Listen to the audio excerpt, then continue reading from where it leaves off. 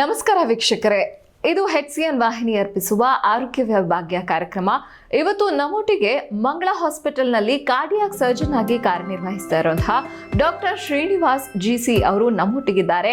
ಮೊದಲಿಗೆ ಬನ್ನಿ ಅವ್ರನ್ನ ಕಾರ್ಯಕ್ರಮಕ್ಕೆ ಸ್ವಾಗತಿಸೋಣ. ಕಾರ್ಯಕ್ರಮಕ್ಕೆ ಸ್ವಾಗತ ಸರ್. ನಮಸ್ಕಾರ ಸರ್, ನಿಮ್ಮ ಬಗ್ಗೆ ನಮ್ಮ ವೀಕ್ಷಕರಿಗೆ ಒಂದು ಕಿರು ಪರಿಚಯ. ಖಂಡಿತವಾಗ್ಲೂ ನನ್ನ ಹೆಸರು ಡಾಕ್ಟರ್ ಶ್ರೀನಿವಾಸ GC ಅಂತ.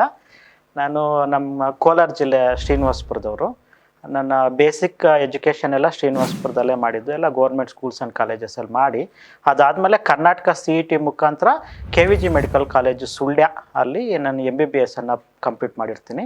ಅದಾದಮೇಲೆ ಮತ್ತು 2013ರಲ್ಲಿ ಕೋಲಾರನ ದೇವರಾಜ ಅರಸ್ ಮೆಡಿಕಲ್ ಕಾಲೇಜ್ನಲ್ಲಿ ಕ್ಯಾಶುಯಾಲಿಟಿ ಮೆಡಿಕಲ್ ಆಫೀಸರ್ ಆಗಿ 1 ವರ್ಷ ಸೇವೆ ಸಲ್ಲಿಸಿ ಅದಾದಮೇಲೆ ಮತ್ತೆ ಎಂಟ್ರೆನ್ಸ್ ಎಕ್ಸಾಮ್ ಮುಖಾಂತರ ಚೆನ್ನೈನ ಪ್ರಸಿದ್ಧಿತ ಅಪೋಲೋ ಹಾಸ್ಪಿಟಲ್ ಗ್ರೀಮ್ಸ್ ರೋಡಲ್ಲಿ super speciality cardiovascular thoracic surgery DRNB doctorate of national ಬೋರ್ಡನ್ನು ಮುಗಿಸಿ ಅದಾದಮೇಲೆ ಅಲ್ಲೇ ಚೆನ್ನೈನ ಅಪೋಲೋ ಸ್ಪೆಷಾಲಿಟಿ ಹಾಸ್ಪಿಟಲ್ ವಾನಗರಮಲ್ಲಿ ಸ್ವಲ್ಪ ಕಾಲ ಜೂನಿಯರ್ ಕನ್ಸಲ್ಟೆಂಟಾಗಿ ಕೆಲಸ ಮಾಡಿ ಅದಾದಮೇಲೆ ಮತ್ತೆ ಕರ್ನಾಟಕಕ್ಕೆ ರಿಟರ್ನ್ ಬರಬೇಕು ಅಂತ ಡಿಸೈಡ್ ಮಾಡಿ ಶ್ರೀ ಸಿದ್ಧಾರ್ಥ ಮೆಡಿಕಲ್ ಕಾಲೇಜ್ ತುಮಕೂರಿನಲ್ಲಿ 2 ವರ್ಷ ಕನ್ಸಲ್ಟೆಂಟ್ ಕಾರ್ಡಿಯಾಕ್ ಸರ್ಜನ್ ಆಗಿ ಕೆಲಸ ನಿರ್ವಹಿಸಿ ಅದಾದಮೇಲೆ ಈಗ ಹಾಸನ್ ಮಂಗಳ ಹಾಸ್ಪಿಟಲಲ್ಲಿ ಕಾರ್ಡಿಯಾಕ್ ಸರ್ಜನ್ ಥರ ಸೇವೆ ಸಲ್ಲಿಸ್ತಾ ಇದ್ದೀನಿ. ಸರ್, ಮೊದಲಿಗೆ ನಮ್ಮ ವೀಕ್ಷಕರಿಗೆ ಹೃದಯ ಶಸ್ತ್ರಚಿಕಿತ್ಸೆ ಅಂದ್ರೆ ಏನು, ಅದ್ರ ಬಗ್ಗೆ ಒಂದು ಕಿರು ಪರಿಚಯ ನೀಡಿ ಸರ್. ಸರ್, ಹೃದಯ ಶಸ್ತ್ರಚಿಕಿತ್ಸೆ ಅಂದರೆ ಹೇಗೆ ಅಂತ ಹೇಳಿದ್ರೆ, ಹೃದಯದಲ್ಲಿ ಟ್ರೀಟ್ಮೆಂಟ್ಸ್ ಅನ್ನೋದು 3 ಥರದ್ದು ಬರುತ್ತೆ. ಒಂದು ಬರೀ ಮೆಡಿಕೇಷನ್ಸ್ ಅಂತ, ಮಾತ್ರ ಇಂಜೆಕ್ಷನ್ಸ್ ಈ ಥರದ್ದು ಒಂದು.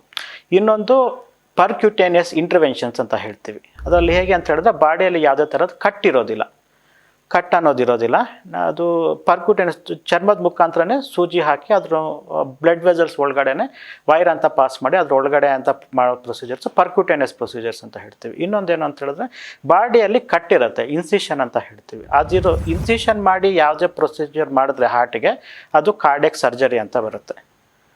ಸೊ ಇದು ಹೇಗೆ ಅಂತ ಪರ್ಕ್ಯೂಟೇನಿಯಸ್ ಪ್ರೊಸೀಜರ್ಸು ಸ್ಟೆಂಟ್ ಹಾಕೋದು, ಪರ್ಕ್ಯೂಟೇನಿಯಸ್ ಟ್ರಾನ್ಸ್ಕೆಥೆಟರ್ ಅಯೋಟಿಕ್ ವಾಲ್ವ್ ರೀಪ್ಲೇಸ್ಮೆಂಟ್ ಅಂತ ಹೇಳ್ತೀವಿ. ಇದೇನು ಅಂತ ಹೇಳಿದ್ರೆ ಪರ್ಕ್ಯೂಟೇನಿಯಸ್ ಇಂಟರ್ವೆನ್ಷನ್ಸ್ ಅಂತ ಹೇಳ್ತೀವಿ. ಹಾರ್ಟ್ ಶಸ್ತ್ರಚಿಕಿತ್ಸೆ ಅಂತ ಹೇಳಿದ್ರೆ ಮೇನಾಗಿ ಬಾಡಿ ಮೇಲೆ ಕಟ್ಟಿರಬೇಕು, ಇನ್ಸಿಷನ್ ಮಾಡಿ ಮಾಡುವಂಥದ್ದು. ಹೃದಯದ್ದು ಯಾವುದೇ ಥರದ್ದು ಚಿಕಿತ್ಸೆ ಇರ್ಬೋದು, ಅದು ಹೃದಯ ಶಸ್ತ್ರಚಿಕಿತ್ಸೆ ಅನ್ನೋದಾಗುತ್ತೆ. ಸೊ ಇದ್ರ ಬಗ್ಗೆ ತಿಳ್ಕೊಳ್ಳೋದು ಜನರಲ್ಲಿ ಎಷ್ಟು ಮುಖ್ಯ ಅಂತ ಹೇಳ್ತೀರಾ? ನೋಡಿ, ಈಗ ಹೃದಯ ಪ್ರಾಬ್ಲಮ್ ಅನ್ನೋದು ತುಂಬ ಕಾಮನ್ ಅಂತ ಎಲ್ರಿಗೂ ಜನರಿಗೆ ಗೊತ್ತಿರುತ್ತೆ. ಎಷ್ಟು ಜಾಸ್ತಿ ಇದೆ ಏನು ಅಂತ ನೋಡಿದ್ರೆ, ಇದು ಪ್ರಪಂಚ ಎಲ್ಲ ನಾವು ಒಂದು ಸ್ಟಡಿ ಮಾಡಿ ನೋಡಿದ್ರೆ ಮೋರ್ ದೆನ್ 20 ಮಿಲಿಯನ್ ಡೆತ್ಸ್ ಅಂತ ನಡೀತಿದೆ. ಈಗ 20 ಮಿಲಿಯನ್ ಡೆತ್ಸ್ ಪರ್ ಇಯರ್ ಪ್ರಪಂಚದಲ್ಲಿ. ಅದರಲ್ಲಿ 90% of the deaths is because of heart problem ಅಂತ. ಹೃದಯದ ಯಾವುದೇ ಥರದ್ದು ಒಂದು ಕಾಯಿಲೆ ಇರ್ಬೋದು, ಅಂಥ ಕಾಯಿಲೆಯಿಂದನೇ ಪ್ರಪಂಚದಲ್ಲಿ ಎಷ್ಟು ಜನ ಸಾಯ್ತಿದ್ದಾರೆ, ಅದರಲ್ಲಿ 90% ಜನರು ಹೃದಯದ ಪ್ರಾಬ್ಲಮಿಂದನೇ ಡೆತ್ ಆಗ್ತಿದೆ. ಇದು ಒಂದು ಹಾಗಾದರೆ ಇಂಥ ಒಂದು ತೊಂದರೆ ನಮಗೋ ಇಲ್ಲ ನಮ್ಮ ಅಕ್ಕಪಕ್ಕದಲ್ಲಿರೋರ್ಗೋ ನಮ್ಮ ಸಂಬಂಧಿಕರಲ್ಲೇ ಬರೋ ಚಾನ್ಸಸ್ ತುಂಬ ಜಾಸ್ತಿ ಇರುತ್ತೆ. ಇದು ವಾಸ್ತವ, ಬರಬೇಕು ಅಂತೆಲ್ಲ ಬರಬಾರ್ದು, ನಾವು ಅದನ್ನು ಪ್ರಿವೆಂಟ್ ಮಾಡಬೇಕು. ಬಟ್ ಇದು ವಾಸ್ತವ, ದಿಸ್ ಇಸ್ ದ ಸ್ಟ್ಯಾಟಿಸ್ಟಿಕ್ಸ್. ಇನ್ನೊಂದೇನು ಅಂತ ಹೇಳಿದ್ರೆ, ಹೃದಯದ ಅಂತ ಹೇಳಿದ್ರೆ ಸ್ವಲ್ಪ ಆಘಾತ ಉಂಟು ಮಾಡುವಂಥದ್ದು, ಭಯ ಉಂಟು ಮಾಡುವಂಥದ್ದು. ಹೃದಯದ ಪ್ರಾಬ್ಲಮ್ ಇದೆ ಅಂತ ಹೇಳಿದ ತಕ್ಷಣ, ಇವಾಗ ನಾನೇ ಇರಲಿ, ನನಗಿಷ್ಟೆಲ್ಲ ಗೊತ್ತಿದ್ರು, ಈಗ ನಮ್ಮ ಕ್ಲೋಸ್ ರಿಲೇಟಿವ್ಸ್ಗೋ ಇಲ್ಲ ಯಾರಿಗಾದ್ರು ಹೃದಯದ ಪ್ರಾಬ್ಲಮ್ ಇದೆ ಅಂತ ಹೇಳಿದ್ರೆ ನನಗೂ ಆತಂಕ, ಭಯ ಅನ್ನೋದು ಬರುತ್ತೆ. We go blank. ಇದು ಹೇಗೆ ಅಂತ ಹೇಳಿದ್ರೆ, ಎಕ್ಸಾಮ್ಗೆ ಪ್ರಿಪೇರ್ ಇಲ್ದಿರೋ ಎಕ್ಸಾಮ್ಗೆ ಹೋಗ್ಬಿಟ್ರೆ ಎಕ್ಸಾಮಲ್ಲಿ ಬ್ಲ್ಯಾಂಕ್ ಆಗಿಬಿಡ್ತೀವಿ, ಏನೂ ಗೊತ್ತಾಗೋದಿಲ್ಲ. ಅಂದರೆ ಎಕ್ಸಾಮ್ಗೆ ಅಂತ ಒಂದು ಸಪ್ರೇಟ್ ಪ್ರಿಪ್ರೇಷನ್ ಅನ್ನೋದು ಬೇಕಾಗತ್ತೆ. ಸೊ ಇದು ಇಷ್ಟು ಕಾಮನ್ ಪ್ರಾಬ್ಲಮ್ ಇರೋದ್ರಿಂದ ನಾವು ಏನೇನೋ ತಿಳ್ಕೊತಿದ್ವಿ ಪ್ರಪಂಚದಲ್ಲಿ. ದಿನನಿತ್ಯ ನಾವು ಅದು ನೋಡ್ತೀವಿ, ಏನೇನೆಲ್ಲ ತಿಳ್ಕೊತಿದ್ವಿ. ಹೊಸ ನಾಲೆಡ್ಜ್ ಅನ್ನೋದು ಕಂಟಿನ್ಯೂಸ್ ಆಗಿ ನಾವು ಪಡ್ಕೊತಾನೆ ಇದ್ದೀವಿ. ಅದರಲ್ಲಿ ನಮ್ಗೆ ಎಷ್ಟು ಉಪಯೋಗ ಇದೆ, ಎಷ್ಟು ಅವಶ್ಯಕತೆ ಇದೆ ಅಂತ ತಿಳ್ಕೊಂಡ್ರೆ ಇದನ್ನು ತಿಳ್ಕೊಳ್ಳೋದು ತುಂಬ ಅವಶ್ಯಕತೆ ಇದೆ. ಯಾಕಂದರೆ ಇದ್ರ ಬಗ್ಗೆ ಸ್ವಲ್ಪ ಬೇಸಿಕ್ ನಾಲೆಡ್ಜ್ ಅನ್ನೋದು ಬೇಕು ಎಲ್ರಿಗೂ. ಆವಾಗ ನಮಗೆ ತುಂಬ ಹತ್ತಿರದವ್ರಿಗೆ ಯಾರಿಗಾದ್ರೂ ಹಾರ್ಟ್ ಪ್ರಾಬ್ಲಮ್ ಆದಾಗ ಅದು ಏನಾಗಿದೆ ಆ್ಯಕ್ಚುಲಾಗಿ, ಅದಕ್ಕೆ ಏನು ಮಾಡಬೇಕಾಗತ್ತೆ, ಇದ್ರ ಬಗ್ಗೆ ಯೋಚನೆ ಮಾಡೋದಕ್ಕೆ, ಡಿಸಿಷನ್ ತೊಗೊಳೋದಕ್ಕೆ ಇದಕ್ಕೆಲ್ಲ ತುಂಬ ಹೆಲ್ಪ್ ಆಗುತ್ತೆ. ಹಾಗಾಗಿ ಪ್ರತಿಯೊಬ್ಬರು ತಿಳ್ಕೋಬೇಕು ಹೃದಯದ ಪ್ರಾಬ್ಲಮ್ಸ್ ಯಾವ ಥರ ಇರುತ್ತೆ, ಹೃದಯ ಅಂದರೆ ಎಲ್ಲಿರುತ್ತೆ, ಏನೇನೆಲ್ಲ ಕನೆಕ್ಟ್ ಆಗಿರುತ್ತೆ, ಅದರಲ್ಲಿ ಯಾವ ಥರದ ಪ್ರಾಬ್ಲಮ್ಸ್ ಬರುತ್ತೆ, ಯಾವ ಥರ ಅವಾಯ್ಡ್ ಮಾಡಬೇಕು, ಪ್ರಾಬ್ಲಮ್ ಬಂದರೆ ಅದಕ್ಕೆ ಯಾವ ಥರದ್ದು ಟ್ರೀಟ್ಮೆಂಟ್ಸ್ ಅವೈಲೇಬಲ್ ಇದೆ, ಎಲ್ಲ ಅವೈಲೇಬಲ್ ಇದೆ.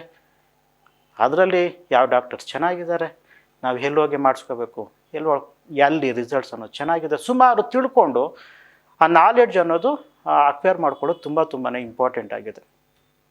ಸೊ ಮೇನ್ಲಿ ಈ ಕಾರ್ಡಿಯಾಕ್ ಸರ್ಜರಿ ಹಾಗೆ ಕಾರ್ಡಿಯಾಕ್ ಇಂಟರ್ವೆನ್ಷನ್ಸ್ಗೂ ಏನು ವ್ಯತ್ಯಾಸ ಡಾಕ್ಟರ್? ಇದು ಜನರಲ್ಲಿ ತುಂಬ ಸಾಮಾನ್ಯವಾಗಿರೋ ಒಂದು ಕನ್ಫ್ಯೂಷನ್. ನಮ್ಮ ರಿಲೇಟಿವ್ಸ್ಗೆ ಹಾರ್ಟಲ್ಲಿ ಆಪ್ರೇಷನ್ ಆಗಿದೆ, ನಮ್ಮ ರಿಲೇಟಿವ್ಸ್ಗೆ ಹಾರ್ಟಲ್ಲಿ ಆಪ್ರೇಷನ್ ಆಗಿದೆ, ಅವ್ರಿಗೆ ಹಾರ್ಟಲ್ಲಿ ಆಪ್ರೇಷನ್ ಆಗಿದ್ರೆ ಕೆಲವ್ರಿಗೆ ಹಾರ್ಟ್ ಆಪ್ರೇಷನ್ ಅಲ್ಲ, ಅದು ಬೇರೆ ಥರ ಸರ್ಜರಿ, ಈ ಥರ ಸುಮಾರು ಇದೆ, ಕನ್ಫ್ಯೂಷನ್ಸ್ ಇದೆ. ಸೊ ಹಾರ್ಟು ಮೇಲ್ಗಡೆಯಿಂದ ಹೊರಗಡೆಯಿಂದ ಬಾಡಿಯಲ್ಲಿ ಕಟ್ ಮಾಡಿ ಅಪ್ರೋಚ್ ಮಾಡಿದ್ರೆ ಅದು ಕಾರ್ಡಿಯಾಕ್ ಸರ್ಜರಿ ಅಂತ ಹೇಳ್ತೀವಿ. ಹೊರಗಡೆ ಕಟ್ ಮಾಡ್ದಿರ ಪರ್ಕ್ಯೂಟೇನಿಯಸ್ ಇಂಟರ್ವೆನ್ಷನ್ಸ್ ಅಂತ ಹೇಳ್ತೀವಿ. ಸೂಜಿ ಮುಖಾಂತರ ಆ ವೈರ್ ಮೇಲೆಯಿಂದ ಸ್ಟೆಂಟ್ ಹಾಕೋದು ಇಲ್ಲ ವ್ಯಾಲ್ವ್ ಹಾಕೋದು ಅದು ಮಾಡಿದ್ರೆ ಅದು ಪರ್ಕ್ಯೂಟೇನಿಯಸ್ ಇಂಟರ್ವೆನ್ಷನ್ಸ್ ಅಂತ ಹೇಳ್ತೀವಿ. ಪರ್ಕ್ಯೂಟೇನಿಯಸ್ ಇಂಟರ್ವೆನ್ಷನ್ಸು ಹಾರ್ಟ್ ಸರ್ಜರಿ ಅಲ್ಲ. ಅದರದ್ದು ರಿಸ್ಕ್ ಅಂತ ಹೇಳಿದ್ರೆ ಅದು ಸರ್ಜರಿ ಕೆಳಗಡೆ ಬರೋದಿಲ್ಲ ಅದು. ಸೊ ಹಾಗೆ ಹಾರ್ಟ್ ಆಪ್ರೇಷನ್ ಅಂತ ಹೇಳಿದ್ರೆ ಬಾಡಿ ಮೇಲೆ ಕಟ್ ಮಾಡಿ ಮಾಡುವಂಥದ್ದು. ಸೊ ಇದೊಂದು ಬೇಸಿಕ್ ನಾಲೆಡ್ಜ್ ತಿಳ್ಕೊಬೇಕು, ಇದು ಅವೇರ್ನೆಸ್ಗೆ. ಸೊ ಹಾಗೇನೆ ಈ ಹಾರ್ಟ್ ಅನ್ನೋದು ಜನರಲ್ ಆಗಿ ಎಲ್ಲರೂ ಹೇಳೋದು ಲೆಫ್ಟ್ ಭಾಗದಲ್ಲಿ ಇರುತ್ತೆ ಅಂತ ಹೇಳ್ತಾರೆ in general sense. So actual ಆಗಿ ಹಾರ್ಟ್ ಪೊಸಿಷನ್ ಏನಿರುತ್ತೆ, ಒಂದು ಅದ್ರ ಸುತ್ತ ಇರೋ ಆರ್ಗನ್ಸ್ ಅನಾಟಮಿ ಆಗ್ಲಿ ಸ್ಟ್ರಕ್ಚರ್ ಆಗ್ಲಿ ಅದ್ರ ಬಗ್ಗೆ ನಮ್ಮ ವೀಕ್ಷಕರಿಗೆ ತಿಳಿಸಿ ಸರ್. ಹೌದು, ಈಗ ನಾವು ಚಿಕ್ಕವಾಗಿಂದ ಓದ್ಕೊತಾ ಬಂದಿದ್ದೀವಿ ಹಾರ್ಟು ಯಾವ ಥರ ಇರುತ್ತೆ, ಏನು 4 ಕೋಣೆ ಇರುತ್ತೆ, ಒಂದು ಬಾಕ್ಸ್ ಥರ ಹಾಕಿ ಡಯಾಗ್ರಾಮ್ಯಾಟಿಕ್ ರೆಪ್ರೆಸೆಂಟೇಷನ್ ಮಾಡ್ತಾರೆ. But heart is a very complex structure in the body. So as such human beings are very complex structure on this earth. ಯಾವುದಾದ್ರು ಆರ್ಗಾನಿಸಮ್ಸ್ ಇದೆ ವರ್ಲ್ಡಲ್ಲಿ, ಎಲ್ಲ ಆರ್ಗಾನಿಸಮ್ಸ್ಗಿಂತ most evolved organisms are the human beings. So ಈ human ಬಾಡಿಯಲ್ಲಿ heart ಅದೇ ಥರ ತುಂಬ ಎವಾಲ್ವ್ ಆಗಿತ್ತು, ತುಂಬ ಕಾಂಪ್ಲೆಕ್ಸ್ ಸ್ಟ್ರಕ್ಚರ್. ಅದನ್ನು ಅರ್ಥ ಮಾಡ್ಕೊಳ್ಳೋಕ್ಕೆ 90%, 95%, 98% ಆಗಿರ್ಬೋದು. ಇನ್ನು 100% ಅರ್ಥ ಮಾಡ್ಕೊಳ್ಳೋಕ್ಕೆ ಇನ್ನೂ ಕಷ್ಟ ಇದೆ, ಅಷ್ಟು ಕಾಂಪ್ಲೆಕ್ಸ್ ಸ್ಟ್ರಕ್ಚರ್ ಇದೆ ಅದು ಹಾರ್ಟು. ಸೊ ಇದು ಹಾರ್ಟ್ ನಾವು ಜನರಲಾಗಿ ಚೆಸ್ಟ್ ಓಪನ್ ಮಾಡಿ ನೋಡಿದಾಗ we see from the front. Chest open ಮಾಡಿ ನೋಡಿದಾಗ ಯಾವ ಥರ ಇರುತ್ತೆ ಅಂತ. ಚೆಸ್ಟ್ ಓಪನ್ ಮಾಡಿ ನೋಡಿದಾಗ ಹಾರ್ಟು ಸೆಂಟರಲ್ಲಿರುತ್ತೆ. That's why we go from the centre part of the chest. Heart ಸೆಂಟರಲ್ಲಿರುತ್ತೆ, but it is rotated towards the left. ಅದು ನಿಮ್ಮ ಬಾಡಿ ಆಕಾರದ ಮೇಲೇನು ಹಾರ್ಟ್ ಪೊಸಿಷನ್ ಸ್ವಲ್ಪ ಚೇಂಜಸ್ ಆಗುತ್ತೆ. ಕೆಲವರು ತುಂಬ ಸಪೂರ ಉದ್ದ ಇರ್ತಾರೆ, ಸೊ ಅವರಲ್ಲಿ ಹಾರ್ಟು ತುಂಬ ಲೀನಿಯರ್ ಇರುತ್ತೆ. ತುಂಬ ಸ್ಮೋಕರ್ಸು ಎದೆಭಾಗ ತುಂಬ ದೊಡ್ಡದಿರುತ್ತೆ, ಅವರಲ್ಲಿ ಹಾರ್ಟು ಲೀನಿಯರ್ ಇರುತ್ತೆ. ಕೆಲವರು ಶಾರ್ಟ್ ಇರ್ತಾರೆ, ತುಂಬ ವೆಯ್ಟ್ ಜಾಸ್ತಿ ಇರ್ತಾರೆ, ದಪ್ಪ, ಅವರಲ್ಲಿ ಹಾರ್ಟ್ ಸ್ವಲ್ಪ ಜಾಸ್ತಿ ಹಾರಿಜಾಂಟಲ್ ಪ್ಲೇಸ್ ಇರುತ್ತೆ. ಸೊ ಬಟ್ ಇನ್ ಜನರಲ್ ಸೆಂಟರಿಂದ ಹಾರ್ಟ್ ಸ್ವಲ್ಪ ಈ ಕಡೆ ರೊಟೇಟ್ ಆಗಿರುತ್ತೆ. ಅದರಲ್ಲಿ ಮತ್ತು ಹಾರ್ಟಲ್ಲಿ 4 ಚೇಂಬರ್ ಇರುತ್ತೆ. ಮೇಲ್ಗಡೆ 2 chamber, right upper chambers, right lower chamber, left upper and left lower chamber ಅಂತ 4 ಚೇಂಬರ್ಸ್ ಇರುತ್ತೆ. 4 ಚೇಂಬರ್ಸು ಕಂಪ್ಲೀಟ್ಲಿ ಸಪ್ರೇಟೆಡ್. ಯಾವುದೋ ಒಂದು ಚೇಂಬರಿಂದ ಒಂದು ಚೇಂಬರ್ಗೆ ಒಂದು ಪ್ರಾಪರ್ ಮೂಮೆಂಟಲ್ಲಿ ಬ್ಲಡ್ ಹೋಗಲಿಲ್ಲ ಅಂತ ಹೇಳಿದ್ರೆ ಅದೆಲ್ಲ ಡಿಸ್ಕನೆಕ್ಟೆಡ್. ಅದರ ಎಲ್ಲ ಒಂದು 4 ಇದು ಚೇಂಬರ್ಸ್ಗೆ ಮಧ್ಯೆ ವ್ಯಾಲ್ವ್ಸ್ ಅನ್ನೋದಿರುತ್ತೆ. ಮತ್ತು ಹಾರ್ಟ್ ಒಳಗಡೆಗೆ ಬರೋದಕ್ಕೆ, ಹಾರ್ಟಿಂದ ಹೊರಗಡೆ ಹೋಗೋದಕ್ಕೆ ಎಲ್ಲ ಕಡೆನೂ ಸ್ವಲ್ಪ ಅದು ಅದರದ್ದೇ ಒಂದು ಮೆಕ್ಯಾನಿಸಮ್ಸ್ ಅಂತ ಇರುತ್ತೆ. ಸೊ ಹಾರ್ಟ್ ಈ ಥರ ಇರುತ್ತೆ. ಸೊ ಇದು right side, right upper chamber, right lower chamber ಸ್ವಲ್ಪ ಮುಂದೆ ಇರುತ್ತೆ. Left upper chamber, left lower chamber ಸ್ವಲ್ಪ ಹಿಂದೆ ಇರುತ್ತೆ, ಸ್ವಲ್ಪ ಈ ಕಡೆ ರೊಟೇಟ್ ಆಗಿರುತ್ತೆ, ಈ ಥರ ಇರುತ್ತೆ. ದ ಹಾರ್ಟ್ ಸೈಜ್ ಯೂಶ್ವಲಾಗಿ we say it is about the size of our fist. So ಈ ಥರ ಇಟ್ಕೊಂಡ್ರೆ ಇಷ್ಟಿರುತ್ತೆ ನಮ್ಮ heart. But that is in general. So but ಇದು ಬೇರೆ ಬೇರೆ ಡಿಸೀಸಸಲ್ಲಿ ಹಾರ್ಟ್ ಸೈಜ್ ಅನ್ನೋದು ವೇರಿಯೇಷನ್ಸ್ ಆಗುತ್ತೆ. But this is in general ಈ ಥರ ಇರುತ್ತೆ. ಸೊ ನಾವು ಅದೇ ಥರ ಈಗ ಸೊ ಹಾರ್ಟು ಸ್ಟ್ರಕ್ಚರ್ ಮತ್ತು ಅದ್ರ ಫಂಕ್ಷನ್ನು ಅದು ಎಲ್ಲಿರುತ್ತೆ, ಅದು ಯಾವ ಥರ ಕೆಲಸ ಮಾಡುತ್ತೆ, ಅದು ಯಾವ ಆರ್ಗನ್ಸ್ ಜೊತೆ ಕನೆಕ್ಟೆಡ್ ಇರುತ್ತೆ. ಸೊ ಇದೆಲ್ಲ ತಿಳ್ಕೊಬೇಕು ಅಂತ ಹೇಳಿದ್ರೆ, so heart is actually basically what heart is what our life is what is our heart. Heart beat ಆಗ್ತಿದೆ ಅಂತ ಹೇಳಿದ್ರೆ ನಮ್ಗೆ ಜೀವ ಇದೆ ಅಂತ, ಹಾರ್ಟ್ ಬೀಟ್ ಆಗೋದು ನಿಂತಿದೆ ಅಂತ ಹೇಳಿದ್ರೆ ನಮ್ಗೆ ಜೀವ ಇಲ್ಲ. So it's as simple and as important as it is. So ಈ ಬಾಡಿಯಲ್ಲಿರೋ ಎಲ್ಲ ಬ್ಲಡ್ ಹಾರ್ಟಿಗೆ ಬರುತ್ತೆ. ಹಾರ್ಟ್ ರೈಟ್ ಅಪ್ಪರ್ ಚೇಂಬರಲ್ಲಿ ಬರುತ್ತೆ, ಅಲ್ಲಿಂದ ರೈಟ್ ಲೋವರ್ ಚೇಂಬರ್ಗೆ ಹೋಗುತ್ತೆ. ರೈಟ್ ಲೋವರ್ ಚೇಂಬರಿಂದ ಕಂಟ್ರಾಕ್ಷನಿಂದ ಹಾರ್ಟ್ ಪುಷ್ ಮಾಡೋದ್ರಿಂದ ಬ್ಲಡ್ ಎಂಟೈರ್ ಬಾಡಿ ಬ್ಲಡ್ ಲಂಗ್ಸ್ಗೆ ಹೋಗುತ್ತೆ. ಲಂಗ್ಸ್ಗೆ ಹೋಗಿ ಅಲ್ಲಿ ಆಕ್ಸಿಜನ್ ಪೂರಿತ ಪ್ಯೂರಿಫೈಡ್ ಬ್ಲಡ್ ಅಂತ ಹೇಳ್ತೀವಿ, ಅದು ಲೆಫ್ಟ್ ಅಪ್ಪರ್ ಚೇಂಬರ್ಗೆ ಬರುತ್ತೆ. ಲೆಫ್ಟ್ ಅಪ್ಪರ್ ಚೇಂಬರಿಂದ ಲೆಫ್ಟ್ ಲೋವರ್ ಚೇಂಬರ್ಗೆ ಬಂದು left lower chamber is the actual heart. ನಾವು ಹಾರ್ಟ್ ಅಂತ ಏನೆಲ್ಲ ಹೇಳ್ತೀವಿ, we are actually concentrating on the left lower chamber. ಅದು ತುಂಬ ದೊಡ್ಡದು, ತುಂಬ ದಪ್ಪ, ತುಂಬ ಇಂಪಾರ್ಟೆಂಟ್ ಪಾರ್ಟ್ ಹಾರ್ಟ್ದು. ಸೊ ಅಲ್ಲಿಂದ ಎಂಟೈರ್ ಬಾಡಿಗೆ ಬ್ಲಡ್ ಪಂಪ್ ಆಗುತ್ತೆ ಆ್ಯಕ್ಟಿವ್ ಕಂಟ್ರಾಕ್ಷನಿಂದ. ಹಾರ್ಟ್ ತುಂಬ ಕಷ್ಟಪಟ್ಟು ಪಂಪ್ ಮಾಡುತ್ತೆ ಬಾಡಿಯಲ್ಲಿರೋ ಎಲ್ಲ ಆರ್ಗನ್ಸ್ಗೆ, ಎಲ್ಲ ಒಂದು ಚಿಕ್ಕ ಚಿಕ್ಕ ಜಾಗಕ್ಕೂ ಹಾರ್ಟು ಆ್ಯಕ್ಟಿವ್ ಆಗಿ ಪಂಪ್ ಮಾಡುತ್ತೆ ಬ್ಲಡ್ನ. ಸೊ ಈಗ ರೈಟ್ ಅಪ್ಪರ್ ಚೇಂಬರಿಂದ ರೈಟ್ ಲೋವರ್ ಚೇಂಬರ್ಗೆ ಹೋಗೋದಕ್ಕೆ ಒಂದು ಯೂನಿಡೈರೆಕ್ಷನಲ್ ವ್ಯಾಲ್ವ್ ಅಂತ ಇರುತ್ತೆ, ಟ್ರೈಕಸ್ಪಿಡ್ ವ್ಯಾಲ್ವ್. ಈ ವ್ಯಾಲ್ವ್ಸ್ ಅನ್ನೋದು ಹೇಗೆ ಅಂತ ಹೇಳಿದ್ರೆ, ಎಲ್ಲ ವ್ಯಾಲ್ವ್ಸು ಯೂನಿಡೈರೆಕ್ಷನಲ್ ವ್ಯಾಲ್ವ್ಸ್, ಅಂದರೆ ಒಂದು ಡೈರೆಕ್ಷನಲ್ಲಿ ಬ್ಲಡ್ ಹೋಗಬೇಕು, ವಾಪಸ್ ಅದೇ ಡೈರೆಕ್ಷನಲ್ಲಿ ರಿಟರ್ನ್ ಬರಬಾರ್ದು ಅನ್ನೋದಕ್ಕೆ ವ್ಯಾಲ್ವ್ಸ್ ಅಂತ ಇರೋದು ನಮ್ಮ ಹಾರ್ಟಲ್ಲಿ. ಸೊ ಹಾಗೆ ರೈಟ್ ಲೋವರ್ ಚೇಂಬರಿಂದ ಮತ್ತೆ ಲಂಗ್ಸ್ಗೆ ಹೋಗಬೇಕಾದ್ರೆ ಅಲ್ಲಿ ಪಲ್ಮನರಿ ವ್ಯಾಲ್ವ್ ಅಂತ ಇರುತ್ತೆ. ಒಂದು ಸರಿ ಲಂಗ್ಸ್ಗೆ ಹೋಗಿದ್ದು ಬ್ಲಡ್ ಮತ್ತೆ ರೈಟ್ ಲೋವರ್ ಚೇಂಬರ್ಗೆ ಬರೋದಿಲ್ಲ, ಪಲ್ಮನರಿ ವ್ಯಾಲ್ವ್ ಅನ್ನೋದು ಮತ್ತೆ ಕ್ಲೋಸ್ ಆಗುತ್ತೆ. ಹಾಗಾಗಿ ಮತ್ತೆ ಲಂಗ್ಸಿಂದ ಮತ್ತೆ ಲೆಫ್ಟ್ ಅಪ್ಪರ್ ಚೇಂಬರ್ಗೆ ಬರುತ್ತೆ. ಲೆಫ್ಟ್ ಅಪ್ಪರ್ ಚೇಂಬರಿಂದ ಲೋವರ್ ಚೇಂಬರ್ಗೆ ಒನ್ ಡೈರೆಕ್ಷನಲ್ ವ್ಯಾಲ್ವ್ ಇರುತ್ತೆ, ಮೈಟಲ್ ವ್ಯಾಲ್ವ್ ಅಂತ. ಅದು ಓಪನ್ ಆದಾಗ ಸಲೀಸಾಗಿ ಬ್ಲಡ್ ಎಲ್ಲ ವಿತೌಟ್ ಎನಿ ರೆಸಿಸ್ಟೆನ್ಸ್ ಒಂದು ಚೇಂಬರಿಂದ ಇನ್ನೊಂದು ಚೇಂಬರ್ಗೆ ಹೋಗಬೇಕು, ಫುಲ್ಲಾಗಿ ಓಪನ್ ಆಗಬೇಕು, ಮತ್ತು ಫುಲ್ ಕ್ಲೋಸ್ ಆಗಬೇಕು. ಕ್ಲೋಸ್ ಆಗಿದ್ದಾದಮೇಲೆ ಬ್ಲಡ್ಡು ಮತ್ತು ಆಪೋಸಿಟ್ ಡೈರೆಕ್ಷನ್ ಬರ್ದಿರೋ ಫಾರ್ವರ್ಡ್ ಮೂಮೆಂಟಲ್ಲಿ ಹೋಗಬೇಕು. ಸೊ ಇದು ನಾರ್ಮಲ್ ಅನಾಟಮಿ. ಇದಾದಮೇಲೆ ಬ್ಲಡ್ ಲೆಫ್ಟ್ ಲೋವರ್ ಚೇಂಬರಿಂದ ಬಾಡಿಗೆಲ್ಲ ಬರುತ್ತಲ್ವ, ಬಟ್ ಬಾಡಿಯಲ್ಲಿ ಫಸ್ಟ್ ಬ್ಲಡ್ ಬರೋದು ಮತ್ತು ಹಾರ್ಟ್ಗೆ. ಹಾರ್ಟ್ ಒಳಗಡೆ ಬ್ಲಡ್ ಬರುತ್ತೆ, ಎಂಟೈರ್ ಬಾಡಿಗೆ ಹಾರ್ಟೇ ಪಂಪ್ ಮಾಡುತ್ತೆ ಬ್ಲಡ್ಡು. ಬಟ್ ಆದರೂ ಹಾರ್ಟಿಗೆ ಸಪ್ರೇಟ್ ರಕ್ತನಾಳ ಅನ್ನೋದು ಬೇಕಾಗುತ್ತೆ. ಸೊ ಹಾರ್ಟ್ ಪಂಪ್ ಮಾಡಿದಾಗ ಫಸ್ಟ್ ಬ್ಲಡ್ ಹೋಗೋದು ಮತ್ತು ಹಾರ್ಟಿಗೆ, ಅದಕ್ಕೆ ಕೊರೊನರಿ ವೆಸಲ್ಸ್ ಅಂತ ಹೇಳ್ತೀವಿ. Left coronary artery, right coronary artery ಅಂತ. ರೈಟ್ ಕೊರ್ನರಿ ಆರ್ಟ್ರಿ ಮತ್ತು 2 ಬ್ರಾಂಚ್ ಆಗುತ್ತೆ. ಲೆಫ್ಟ್ ಕೊರ್ನರಿ ಆರ್ಟ್ರಿ ಇಮ್ಮಿಡಿಯೇಟಾಗಿ ದೊಡ್ಡ 2 ಮೇನ್ ಬ್ರಾಂಚ್ ಆಗುತ್ತೆ, ಲೆಫ್ಟ್ ಆ್ಯಂಟೀರಿಯರ್ ಮತ್ತು ಲೆಫ್ಟ್ ಸರ್ಕಂಫ್ಲೆಕ್ಸ್ ಅಂತ. ಅದು ಎಂಟೈರ್ ಹಾರ್ಟ್ಗೆ ಸಪ್ಲೈ ಮಾಡೋವಂಥದ್ದು. ಸೊ ಬೇಸಿಕಲಿ ಇಲ್ಲಿ ಹೇಗೆ ಅಂತ ಹೇಳಿದ್ರೆ, ಹಾರ್ಟ್ ಅಂತ ಹೇಳಿದ್ರೆ 4 ಚೇಂಬರು ಮತ್ತು 3 ರಕ್ತನಾಳ.